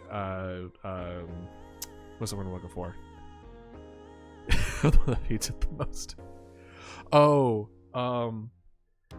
Another idealist lore story. So I'm gonna need y'all to not judge me, okay? I did describe children. So, okay, this was in middle school, all right? I didn't know any better. So I say this right now. I didn't know what I was doing, but we had an aquarium in our science class, and there was fish and everything in it. And I was looking in the fish tank, and I saw a bunch of these little worms squiggling around. And I was like, oh no, the fish are gonna get hurt. I should do something about this. So I reach under the counter and I got the pH changer. And I used a lot of that pH changer. A lot of that pH changer. And I was like, that should do it. And I went home. Next day, no fish. There were no fish in that tank anymore. And I'm like, I think I might have known what happened to the fish. I felt so bad. Oh gosh, dude. Well, I'm sorry, Silly. I really do. It's gonna be that part of it just might be like that for a while. Is there any clubs or something that you could join? We actually had an anime club that I went to. That I was surrounded by like-minded people. Ooh, gaming club. All right. Hell yeah. How about an art club? Do you have one of those too? I was the guy that picked in PE, but I was the leader of my D&D club. Hell yeah. They block all the websites, so we just bring our phones. Which is so funny to me. Lunchtime art club? Hell yeah. I was gonna say, like, the best way to, like, meet like-minded people is to find clubs of people who have similar interests and just join up with them. More often than not, people who are going to art club and people who are going to, like, gaming club and stuff, they're also going to be oddballs. You're probably going to get along with them pretty well. That's awesome. Actually, I wish I had a gaming club. Granted, we sat around watching anime, so, you know, it's not like we were struggling. Uni is super chill. They have so many clubs. Oh, Uni is notorious for their clubs. Killed my fish, not on purpose. I wanted to feed one of them one time and it died the next morning. Another time it died for me not feeding it another time. No! Stop feeding your fish. Actually, you know what? Don't be responsible feeding your fish anymore, Star. Or get like an auto feeder or something. But the teacher left on it. Aww. Like, losing good teachers is such a problem. I think people need to understand more the importance of, like, how a good teacher affects a future of a person. It's so important. Like, one good teacher will set you for life in a direction that you did not anticipate. It's so important. Man, I wish they were valued more. I really do. I also wish your school had clubs, Alice. 3 good teachers left recently. I mean, I was 8 or 7 or 6. I don't remember. Yeah, I mean, it's not like the good teachers are gonna leave. They're not being properly, like, compensated. They're being treated really badly. Often.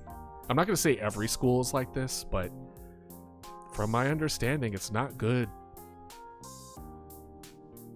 It's not a good time being a teacher right now. If it was, I might have been a teacher. Not gonna lie. If things were better, it would have been a potential career path. But now, I look at it all. I'm like, why would I be a part of that? It looks like such a bad time. Because of my anxiety, I get to bring a plush to school for comfort. Aww. What plush do you bring for comfort? Do you have like a favorite? My teacher once told horror stories of how students treated my teacher at my old school. Yeah. Teachers go through a lot of shit, dude. And they don't, for the amount of things that they have to deal with, yikes. Do you know Regretivator? Regretivator? I hardly knew her. I'm sorry.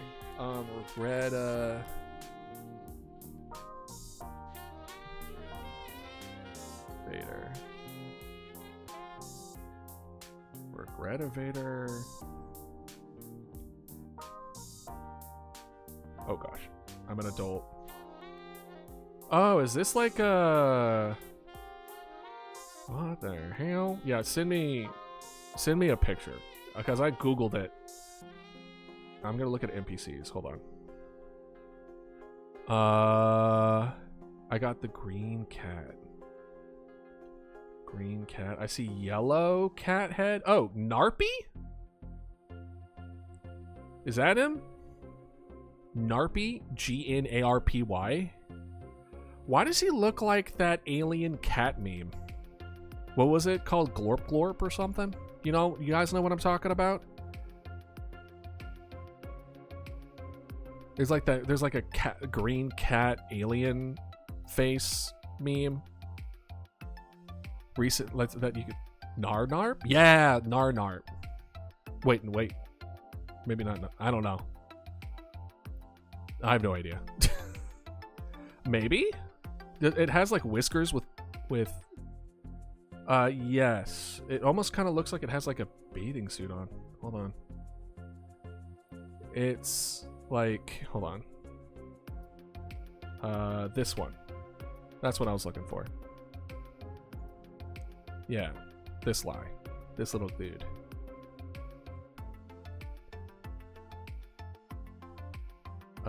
Old one. What does the old one look like? Is it the black suit?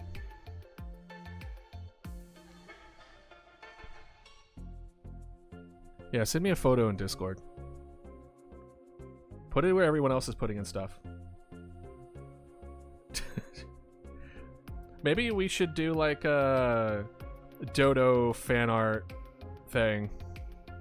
Y'all are all making your own little dodos. We could do like OC dodos and stuff like that. That could be kind of cute. Remember how I said I was gonna plan on having this done today? I have a feeling it's not gonna be the case. I like talking to y'all more anyway. They treated the teacher awfully. Yeah.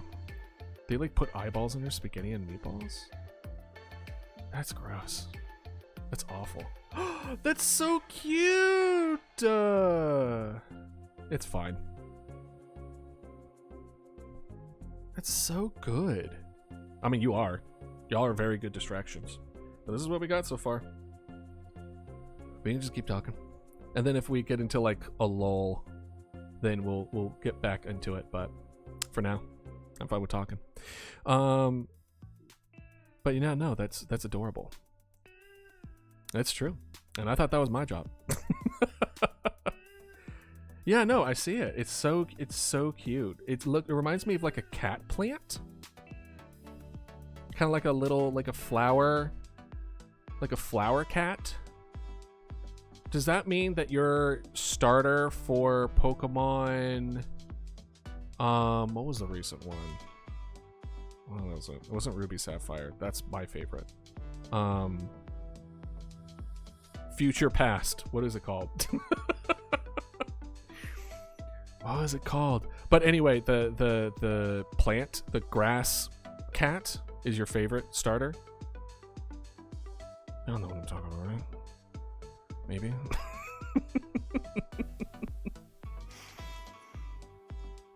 Why am I small now? What do you mean? Oh, wait, what? Weed cat? Yeah, weed cat. Spiggerito. That's what it was.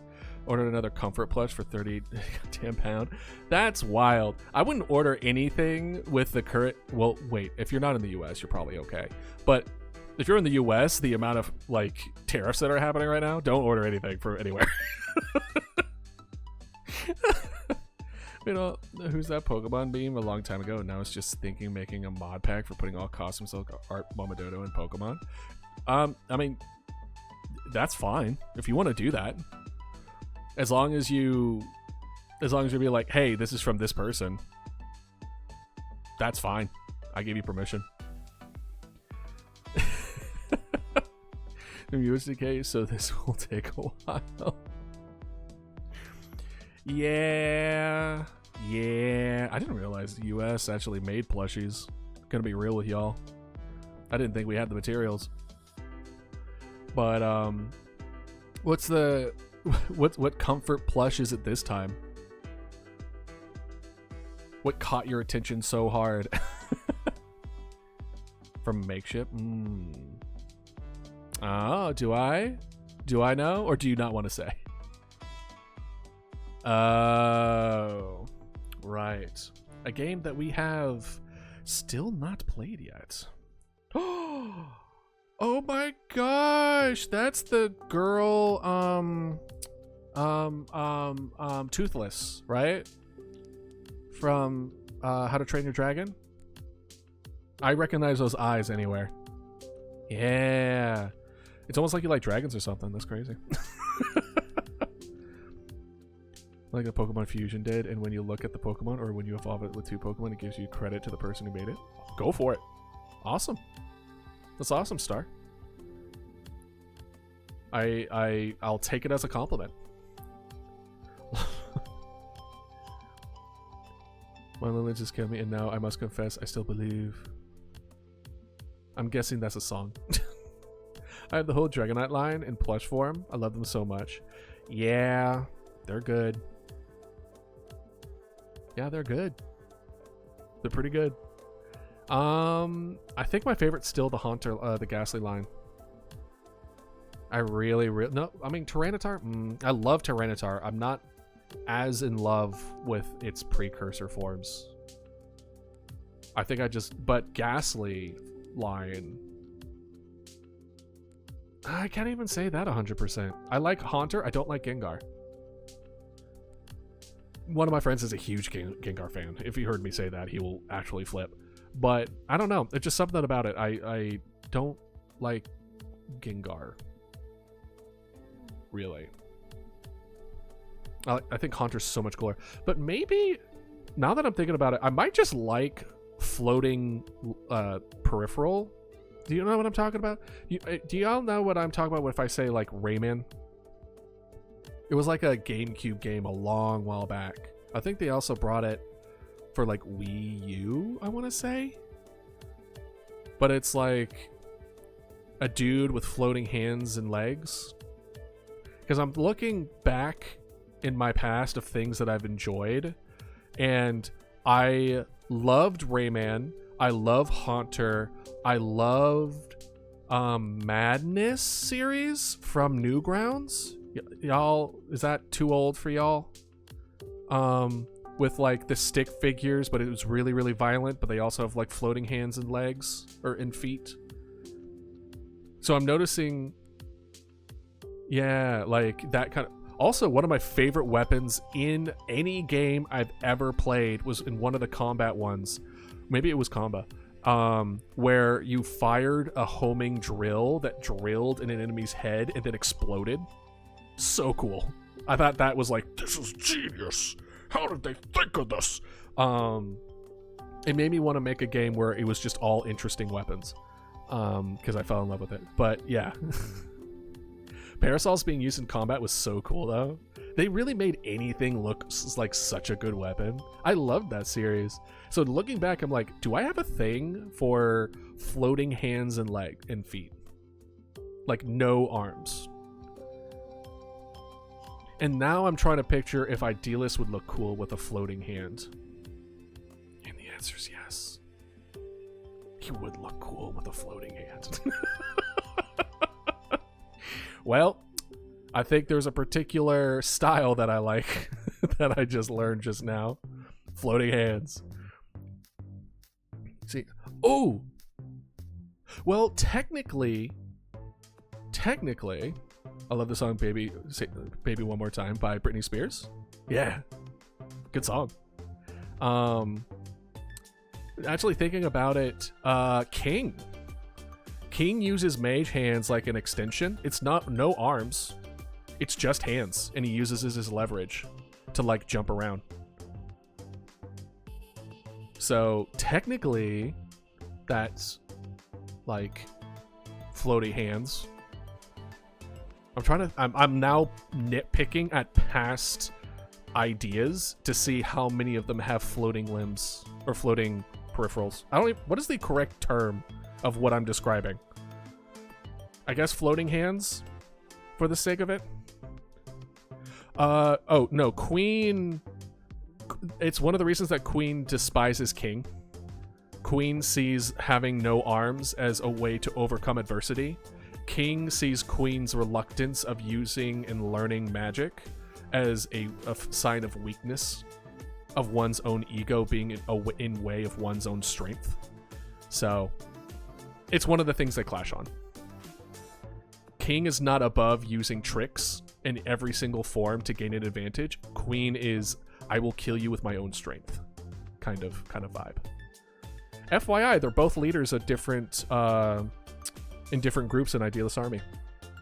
King is the leader of the Tooth, and Queen is the leader of the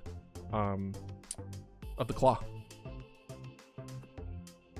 There's like Tooth and Claw, Sky and Sea, Hide and Seek. What other ones were there? There's a couple other. Mama Dodo is technically the leader of one. I think she's the 13th one. She's his 13th leader. There's a couple other, but those are the ones that have like solidified that I've moved forward with. Things like other flippers, tiny hands, or detached hands. Maybe. I guess I just like things detached, I guess is a good phrase of putting it. one day where you take certain Pokemon and whatever has a certain type, they have to change that Pokemon until they're typing. Oh, I love turning Pokemon to different types, or like making different Pokemon subspecies. Some of my favorite being Bulbasaur. Doing different Bulbasaurs of different plant species is so cool. I love that shit. I love making subspecies for stuff like that. I will win the knife fight by bringing magic. I will win the knife fight with my bare hands. Pretty much. Again, King gives off royalty vibes. Queen gives off rebellion leader vibes. Very arrogant, very strong in their own right, but essentially two sides of the same coin, but antagonistic to each other. Magic is part of your own strength, but Queen's story, which eventually there will be a lore video about each of these people, each of these characters as well, by the way. And Queen's is a story about a struggle against adversity, being born without arms. So, like, she was left to die, and her story about becoming, gripping life so tightly, she became so powerful that eventually she came back to the people that abandoned her, killed all the leaders, and was queen of the raptors, the one who united all the different groups of raptors in the valley under one rule, until they all died. Of course. Even a queen can do nothing against acts of God.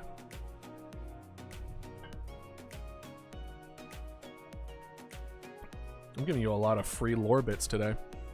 I'm realizing that. Not that I might.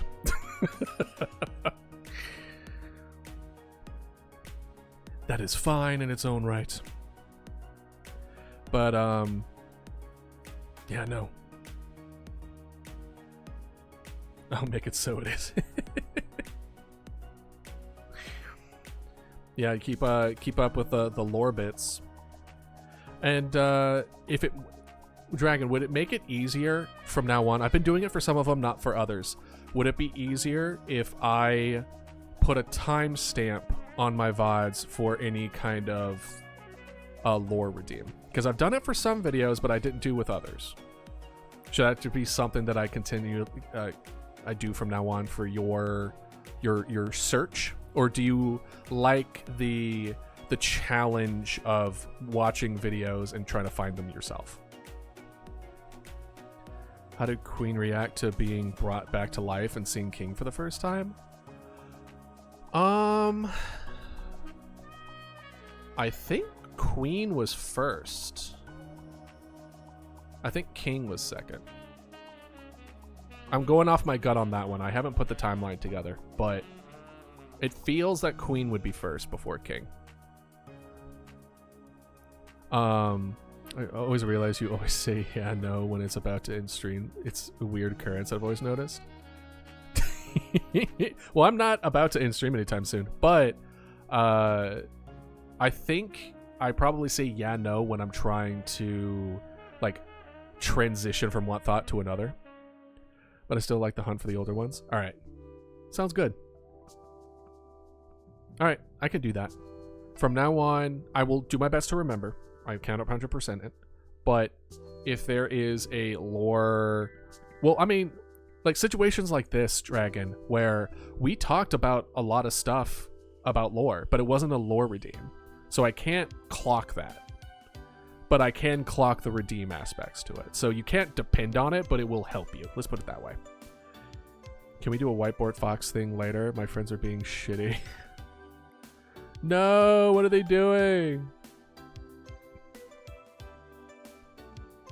How did Queen rate being brought back to life? They are out of stocks. It's one per stream. However, this is what I'll do. If you redeem a costume change 4 times, I will consider it an equal amount to a lore drop, because technically that would be at the same price. Turning the limiter off now, I don't think would work. So I'll be willing to give you that. They ditched me and keep calling me another stupid ad name. I'm sorry. I'm sorry, silly. But I'm glad to have you here. I'm sorry they keep on doing that to you, though. That sucks.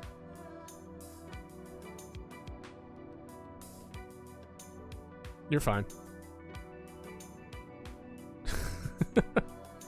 Oh, I feel so bad. I just told my friend to... Oh, that's because you said fuck off. Then apologize.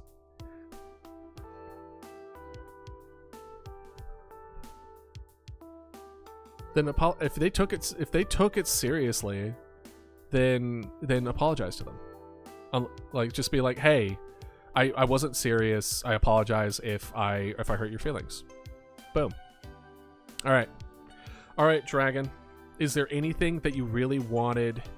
You've paid your lore tax. So this is a post lore tax.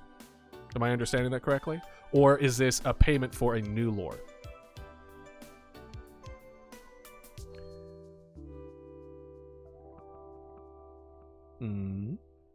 But yeah, sorry that you're going through that, silly. Sometimes friends can suck. Sometimes people can suck. Though I thought Karen, but I'm not complaining for more. Well, it feels bad asking for payment after. That's like, you walking into an amusement park and then they take a picture of you and then they demand $20 because they took a picture of you. It feels like that. So maybe I'll give like a small one.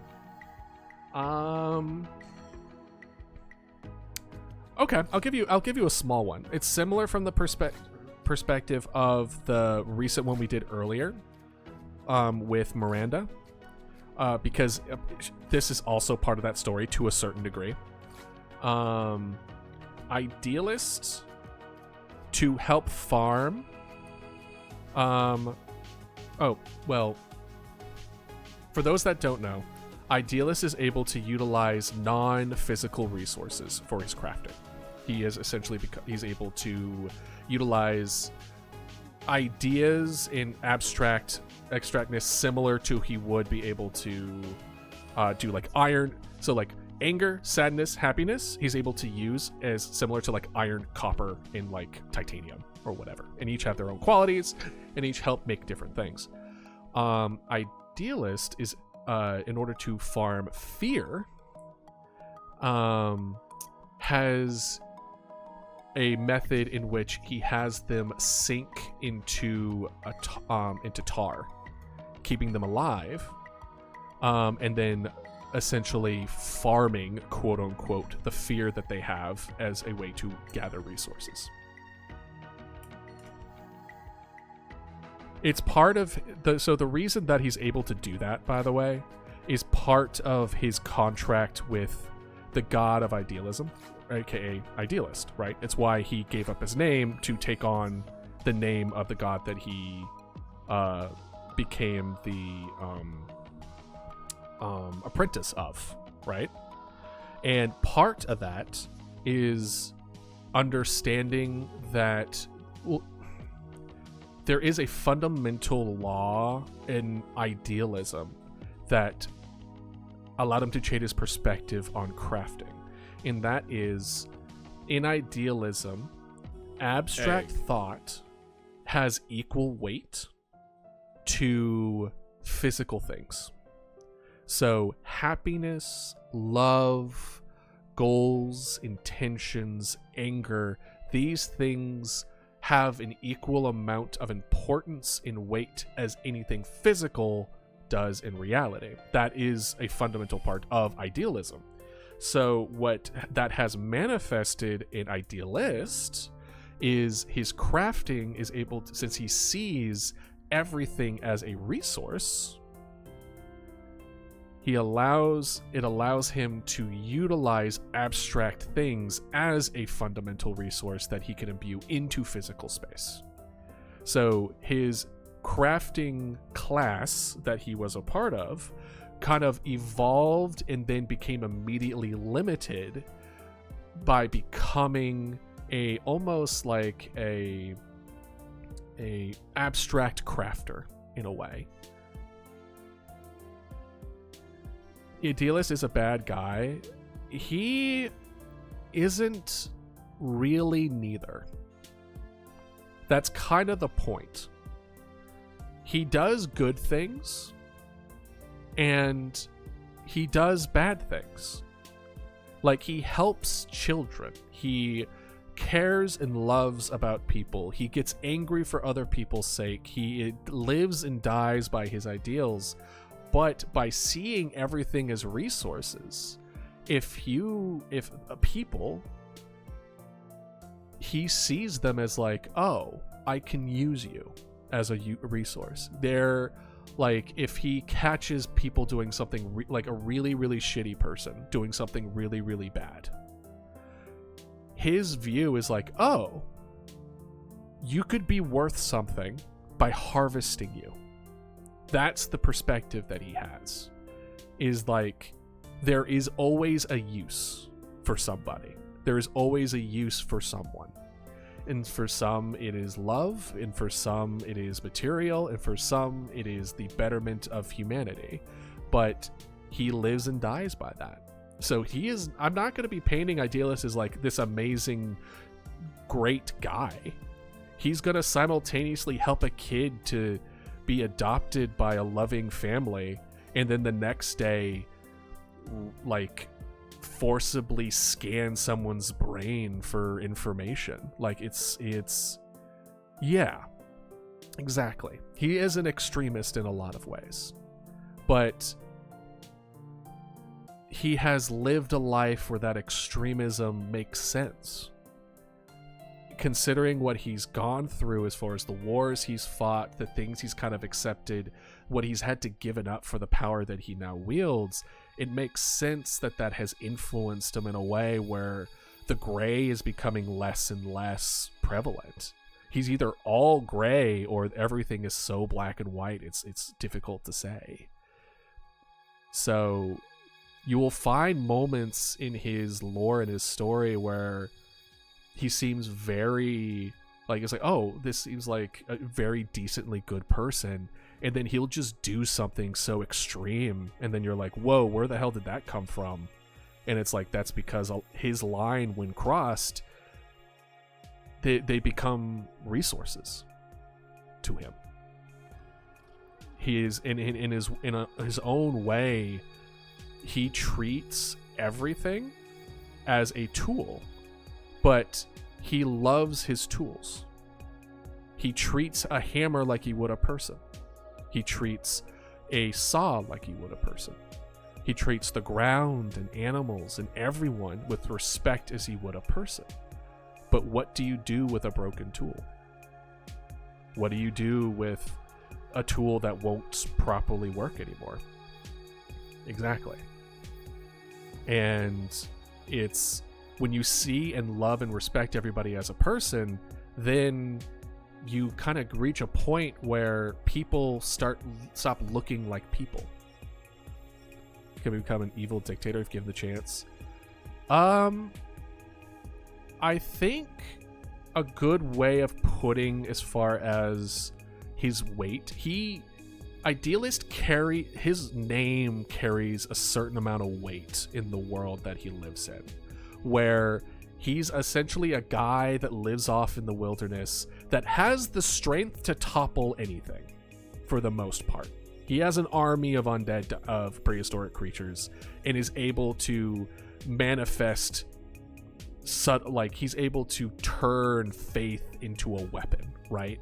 So, like, he has tools to fight gods, but he's just on his own in the wilderness and doesn't come to, like, the city often. So it's like having a potential, like, natural disaster living next door. Good, I'm glad. That's the whole point. And so it's like there's a particular scene that I wanted to kind of explore. I'm not sure how I would turn it in, but it was where Idealist went to town for some weird reason, and he manages to find, like, a guy, like the classic guy mugging a girl, like, in an alleyway, and Idealists, like, comes across it, and this was the first time. Well, I mean, I'll have the VOD, so I'll just mark it. He won't destroy everything, but he will. I was gonna say he would turn you into a dog. He would probably completely harvest you. But the scene was an introduction of a way that he was able to use the ability called scan. So scan in this world was a tool to determine what is in a particular area to know what resources are available, right? And so, but in the way that he is able to utilize it from being an abstract crafter, he is able to scan a person, and they are now locked in physical space, as he's able to almost like find all the different abstract parts of an individual to find certain information. So through this scan, he was able to find that guy who was mugging this girl, who he sent them, right? Who was the leader. And in this particular world, a lot of these people work under a kind of faith. They work under a particular god. So by scanning, he finds what kind of faith into what god they worship. And upon learning that, and then like the scene moves to like this god, you know, just going on its own business, and then they hear that someone dropped off a gift, and like and then it will just be in the background as far as idealists talking about certain things, and then it will eventually be revealed that what is at their front door is a beautiful flower, kind of like, what's the word, just kind of like an art piece that's kind of like arced and interwoven. It's a beautiful set piece with beautiful flowers on it, and there's just a card, and on that card says, "Fix your followers or I will start a garden." And that's when she realized that the flower is made of faith. And what he is saying is that he will turn all the faith of her followers into a physical flower field, which would fundamentally kill her as a god, because there would be no more faith anymore. And she realized that the thing that it was made of was the guy. He turned the guy into an art piece and sent it to the god as a warning. So, is he a good guy or a bad guy? He's a good guy because he saved an innocent girl, but can you say a good guy would twist a human being into an art piece as a warning? Probably not. And that's the kind of gray that I want to paint Idealist into, is just this extreme idealism where everyone should follow what he considers is right. And of course the god reacts accordingly, that she now makes it illegal. They have to completely crash the whole market. But apparently she ended up running like a slavery thing. They completely crash that entire market because they know that if they piss off the idealist, he will follow through. And it just hope that he just goes back away into his own sullen aloneness and then doesn't bother them anymore. There is a lot of religion, isn't there? Yeah.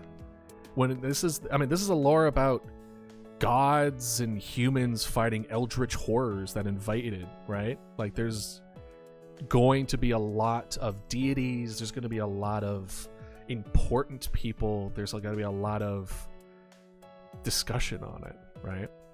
And like the story of Idealist is a story of like redemption and regret and growth and forgiveness. It's a lot of stuff, right? So it's something that I hope I'm able to put more time and effort into, because I think it's really interesting and really cool, and I want to put it in front of y'all, but I need to find a process that allows me to do that while still making all the fun stuff that we do every day. Well, not every day, but when we're live. There you go. Look at that help out. Hell yeah. But yeah, I didn't mean to make that much of a lore drop. It just kind of happened. So there you go. You got a good amount. Maybe I'm lore heavy today. So you know what? Well, I'll make it a blanket statement. Y'all are welcome to ask any lore relevant questions. I feel very lore. It seems to be on the tip of my tongue today. So if you have any questions, by all means, ask. Is there an AU where Idealist becomes a dictator over alternate universe over the world and forces his morals on anyone? Yeah. Yeah, I can see that. There's a time where his loneliness makes sense because people became afraid of him after he took his first step into divinity. There was a moment where he was really up against the wall, and that particular video I'm really looking forward to making, so I'm not going to go into too much detail, but it's when he truly grasped the gravity of his true strength and the companions that he made along the way. I wouldn't say they turned on him, but they became afraid of him and essentially left him, right? Or it just kind of like really kept him at arm's length.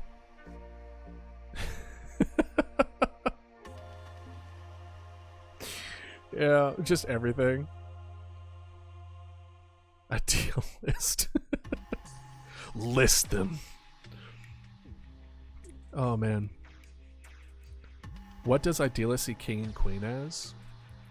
He sees king as a fallen leader looking to redeem himself and prays that one day will forgive himself for not being able to protect his legion. And he sees queen as a what's the best way of putting it? What's the word where it's just like you're a kindred soul? A kindred soul where he understands the pain of not making it in time. So a lot of these deals that he makes with all these different prehistoric creatures, that especially the leaders, is a shared, I didn't want to put it this way, but essentially it's this way. It's trauma bonding the power. They bond and make a deal because they share a particular trauma. And then through that bond and make that deal emphasizes what Idealist gets as a strength from them. What happened? What are you talking about, Star? Are you talking about the one where someone misclicked and then someone did it for you? Is that what you're talking about? Because I did, and I thought that was really nice. Thanks, silly. I mean, that's kind of what and why. No, what happened to it? Did it switch back? Yeah, corruption. You have to say you have to do the magic emote to keep the corruption at bay. But like when Idealist came was looking for egg. There you are. See? And there it goes. Back into the slumber it goes. Idealist, when Idealist was told that Egg. in order to fight in the war, he had to become a paleomancer. Or at least he had to become a necromancer. And he didn't really fundamentally know why. because necromancy fundamentally is very different from being a crafter, right? And hold on, let me see what you're talking about. Oh, they changed it immediately. That's funny. And the reason is because of empathy. Most necromancers do not have empathy, really. Well, it's not like they don't have empathy, but that's not what gives necromancy strength. Necromancy is something that gains strength based on negative emotions and negative feelings, etc. Yeah, I could see that. I could definitely see it, Star. And so empathy seems antagonistic, but in the perspective of or what Idealist the god saw in him is that through this empathy, they're able to make more of a quality versus quantity decision. Instead of a bunch of mindless drones, you empathize, and especially through the power of idealism, where you now treat everything as a human being, including non-humans, you have created this very unique situation where you have a necromancy control, but it's more of a mutual understanding, an agreement, and a push and pull that has a very special usage case. And, well, I mean, that's a good question. If you were summoned, what deal would you make? What is it that you would want in exchange of your strength? And in part, some of your freedom. What would you exchange? What would the deal be? What could you want for it? Because each one of these summons have something that they want, an agreement that he has made. Whether it be the resurrection of one's old empire, to the never falling short of your goal. Like, there's so much. Make Elliot real. Elliot. Remind me, Elliot. I want enhanced power so I could forever serve. But that's not good enough. Wanting power is not, that's too vague. It needs to be specific. Forsaken character. I gotta see this now. Elliot Forsaken. Googling it. Ah, pizza guy? Looks like a pizza guy.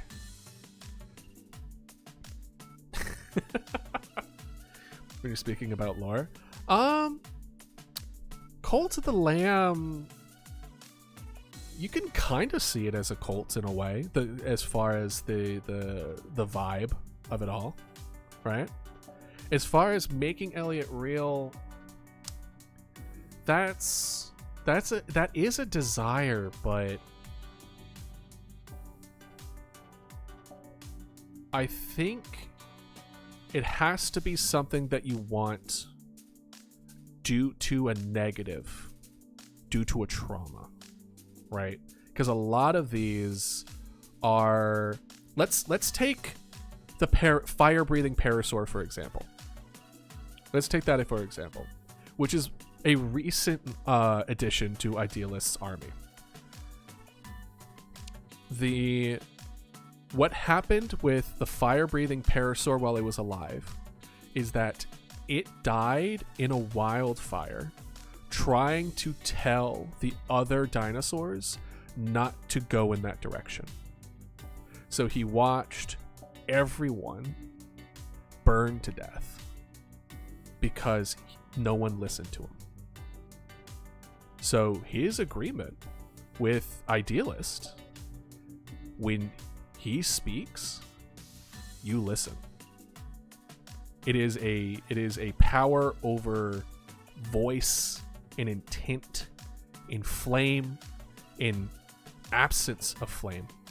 He has the power to create fire and remove it. He is able to, and then in the later, and when you add more power, the ability to voice commands in those who are demanded to listen. Right? Like, that is more akin to the trade that you make.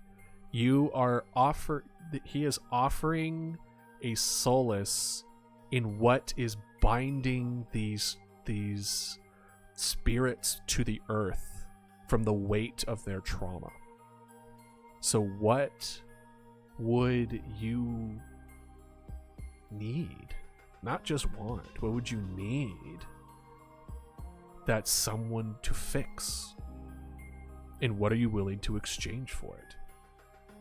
That is the deal that is made for every single one. You don't have to give an answer, right? These are things that once in a lifetime issues happen, right? You might not even have one, which is honestly a good thing. Yeah. First of all, your trauma isn't stupid, but I understand if you don't want to trauma dump, and that is okay.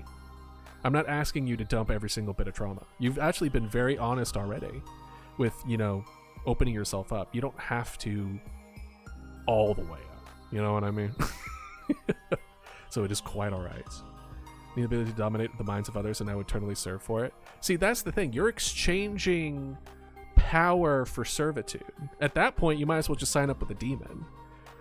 With the point here with Idealist is in exchange for removing your greatest failure, your greatest scar of your soul, in a healing of that scar of your soul, in exchange for your strength, in exchange for his strength as well.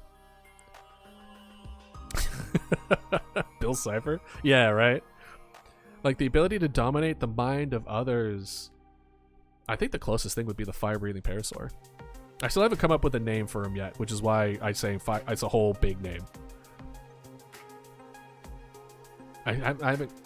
you know what, Alice? Can you think of a good name? You're good with names. What's a good name for a fire-breathing parasaur? Flint? That's hilarious. I just want to destroy the minds of others, but why? Why do you want to destroy the minds of others? For what purpose does that serve you? Is it just to feel strong? Sapphire? Flare? Hera? Why Hera? Sapphire, I'm confused with Sapphire as well. Flare and Flint make sense for the damage to my mind. So, revenge. The core at this point is revenge. You want to hurt others in the way that you've been hurt. Sapphire? Oh, ooh.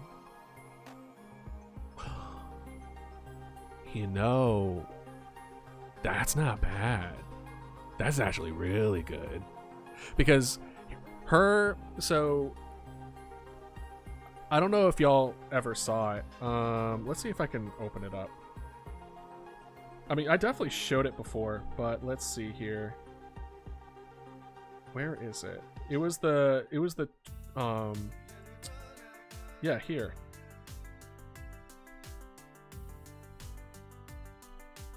This is the thing that I made for the fire-breathing parasaur.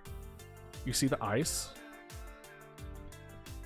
The power of... Basically, it's acoustics. For those that don't know, there is a thermoacoustics that is a actual real physical thing that can happen where sound creates heat.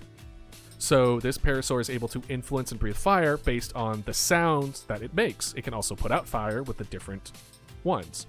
And part of this is two ends of the bar become very, very, very hot, and in the middle becomes very, very, very cold. Essentially, the sound waves separate the temperatures accordingly, right? And so there's a lot of fire and ice vibes to the fire-breathing Parasaur. So Sapphire, spelled Safire, is really good in this, because then you have like Sapphire, which is usually cool, which is usually water, and then you have the fact where it's just like it's akin to fire as well. So I really like it. You really are good with names, Alice. But like it's good. But yeah, no.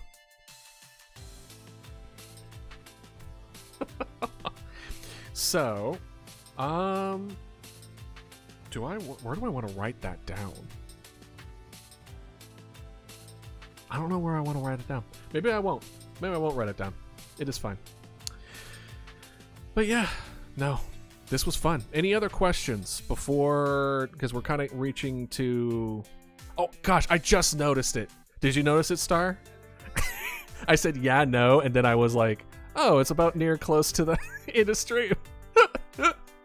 You're making me self-conscious about it now. That's hilarious. With the end of the stream coming up, do y'all have any other questions before we start our closing statements? It's true. You got me. You've been watching me for quite a while. I am not... I think it would be stranger if you didn't notice certain patterns, especially ones that I'm not aware of, because I'm just talking on my butt. The role of Mama Dodo to the Paleomancer.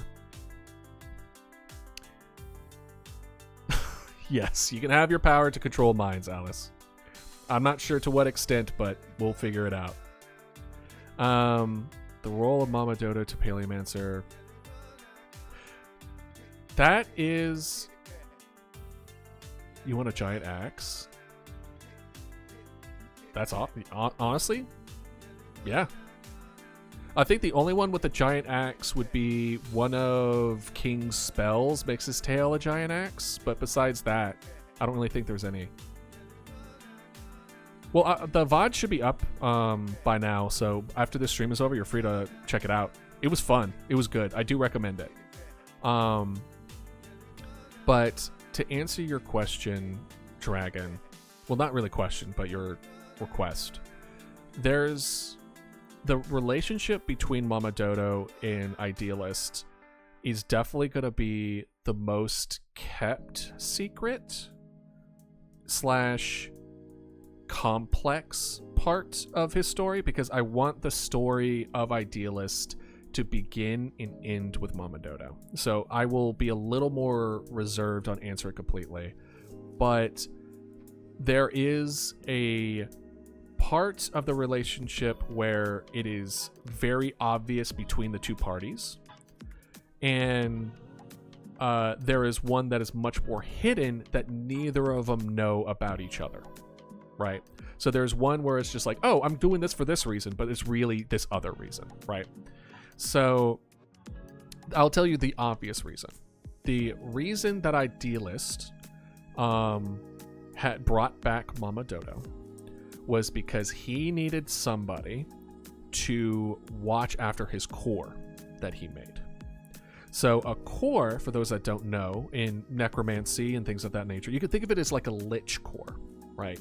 It is a mass of a physical object that allows exceptional efficiency usage of magic in exchange of having essentially a weak point, right? The magic in this world is definitely akin to a by adding restrictions, by adding weaknesses, by adding specific, by making it more narrow, you get more bang for your buck, right? And he needed at first he didn't want a core, but after I won't go into detail as far as why he'd feel like he needed one, but it is the same reason why he's currently doing what he's doing now and building, like getting y'all's help, like bringing in allies together. Like, he's building his strength for something, right? Oh, I love Dreamcore, dude. And so he needed somebody to protect his core. So he found Mama Dodo, and Mama Dodo died protecting her young. So he couldn't think of a better choice than a mother who died protecting someone they cared about to protect his core, which is essentially his heart, right? So that's the obvious reason. There's a lot of underlying factors as far as character growth and trauma and all that other fun stuff on both sides as far as accepting it and everything. But that was the point, right? You know, dude, if I actually had power, I would be a lot worse of a person than I am now. Good to know that there are certain people that's like, it's a good thing you don't have power. That, silly, is a secret. You don't get to know what she was protecting them from. Only that she died doing so. Plus, I want to see what y'all think. You managed to strike. You managed to strike a nerve of like, oh, he does not willing to say it. Oh. But yeah. Yeah, Alice was there. Alice was with their ability to control minds. A dodo theory. Oh my gosh, that's funny. All right, anything else before we say our goodbyes? Or are we all nicely fed with lore? We ate all our veggies, all our meat and potatoes. Lore is definitely meat and potatoes. Veggies is like setup. I'm just trying to think. What part of the story would be veggies? Grammar? Oh, no problem. Thank y'all for drawing. Thank y'all for being here. After they all say goodbye as well. Hopefully y'all had fun with the Easter interactions. I'll be posting photos. I'm going to try to find my old drawings. I'll post those photos later today. And I will see y'all Tuesday for some more game dev as well. So I hope you all have a wonderful day, a wonderful evening, and I will see y'all next time. Take care. See ya. Bye-bye. See ya.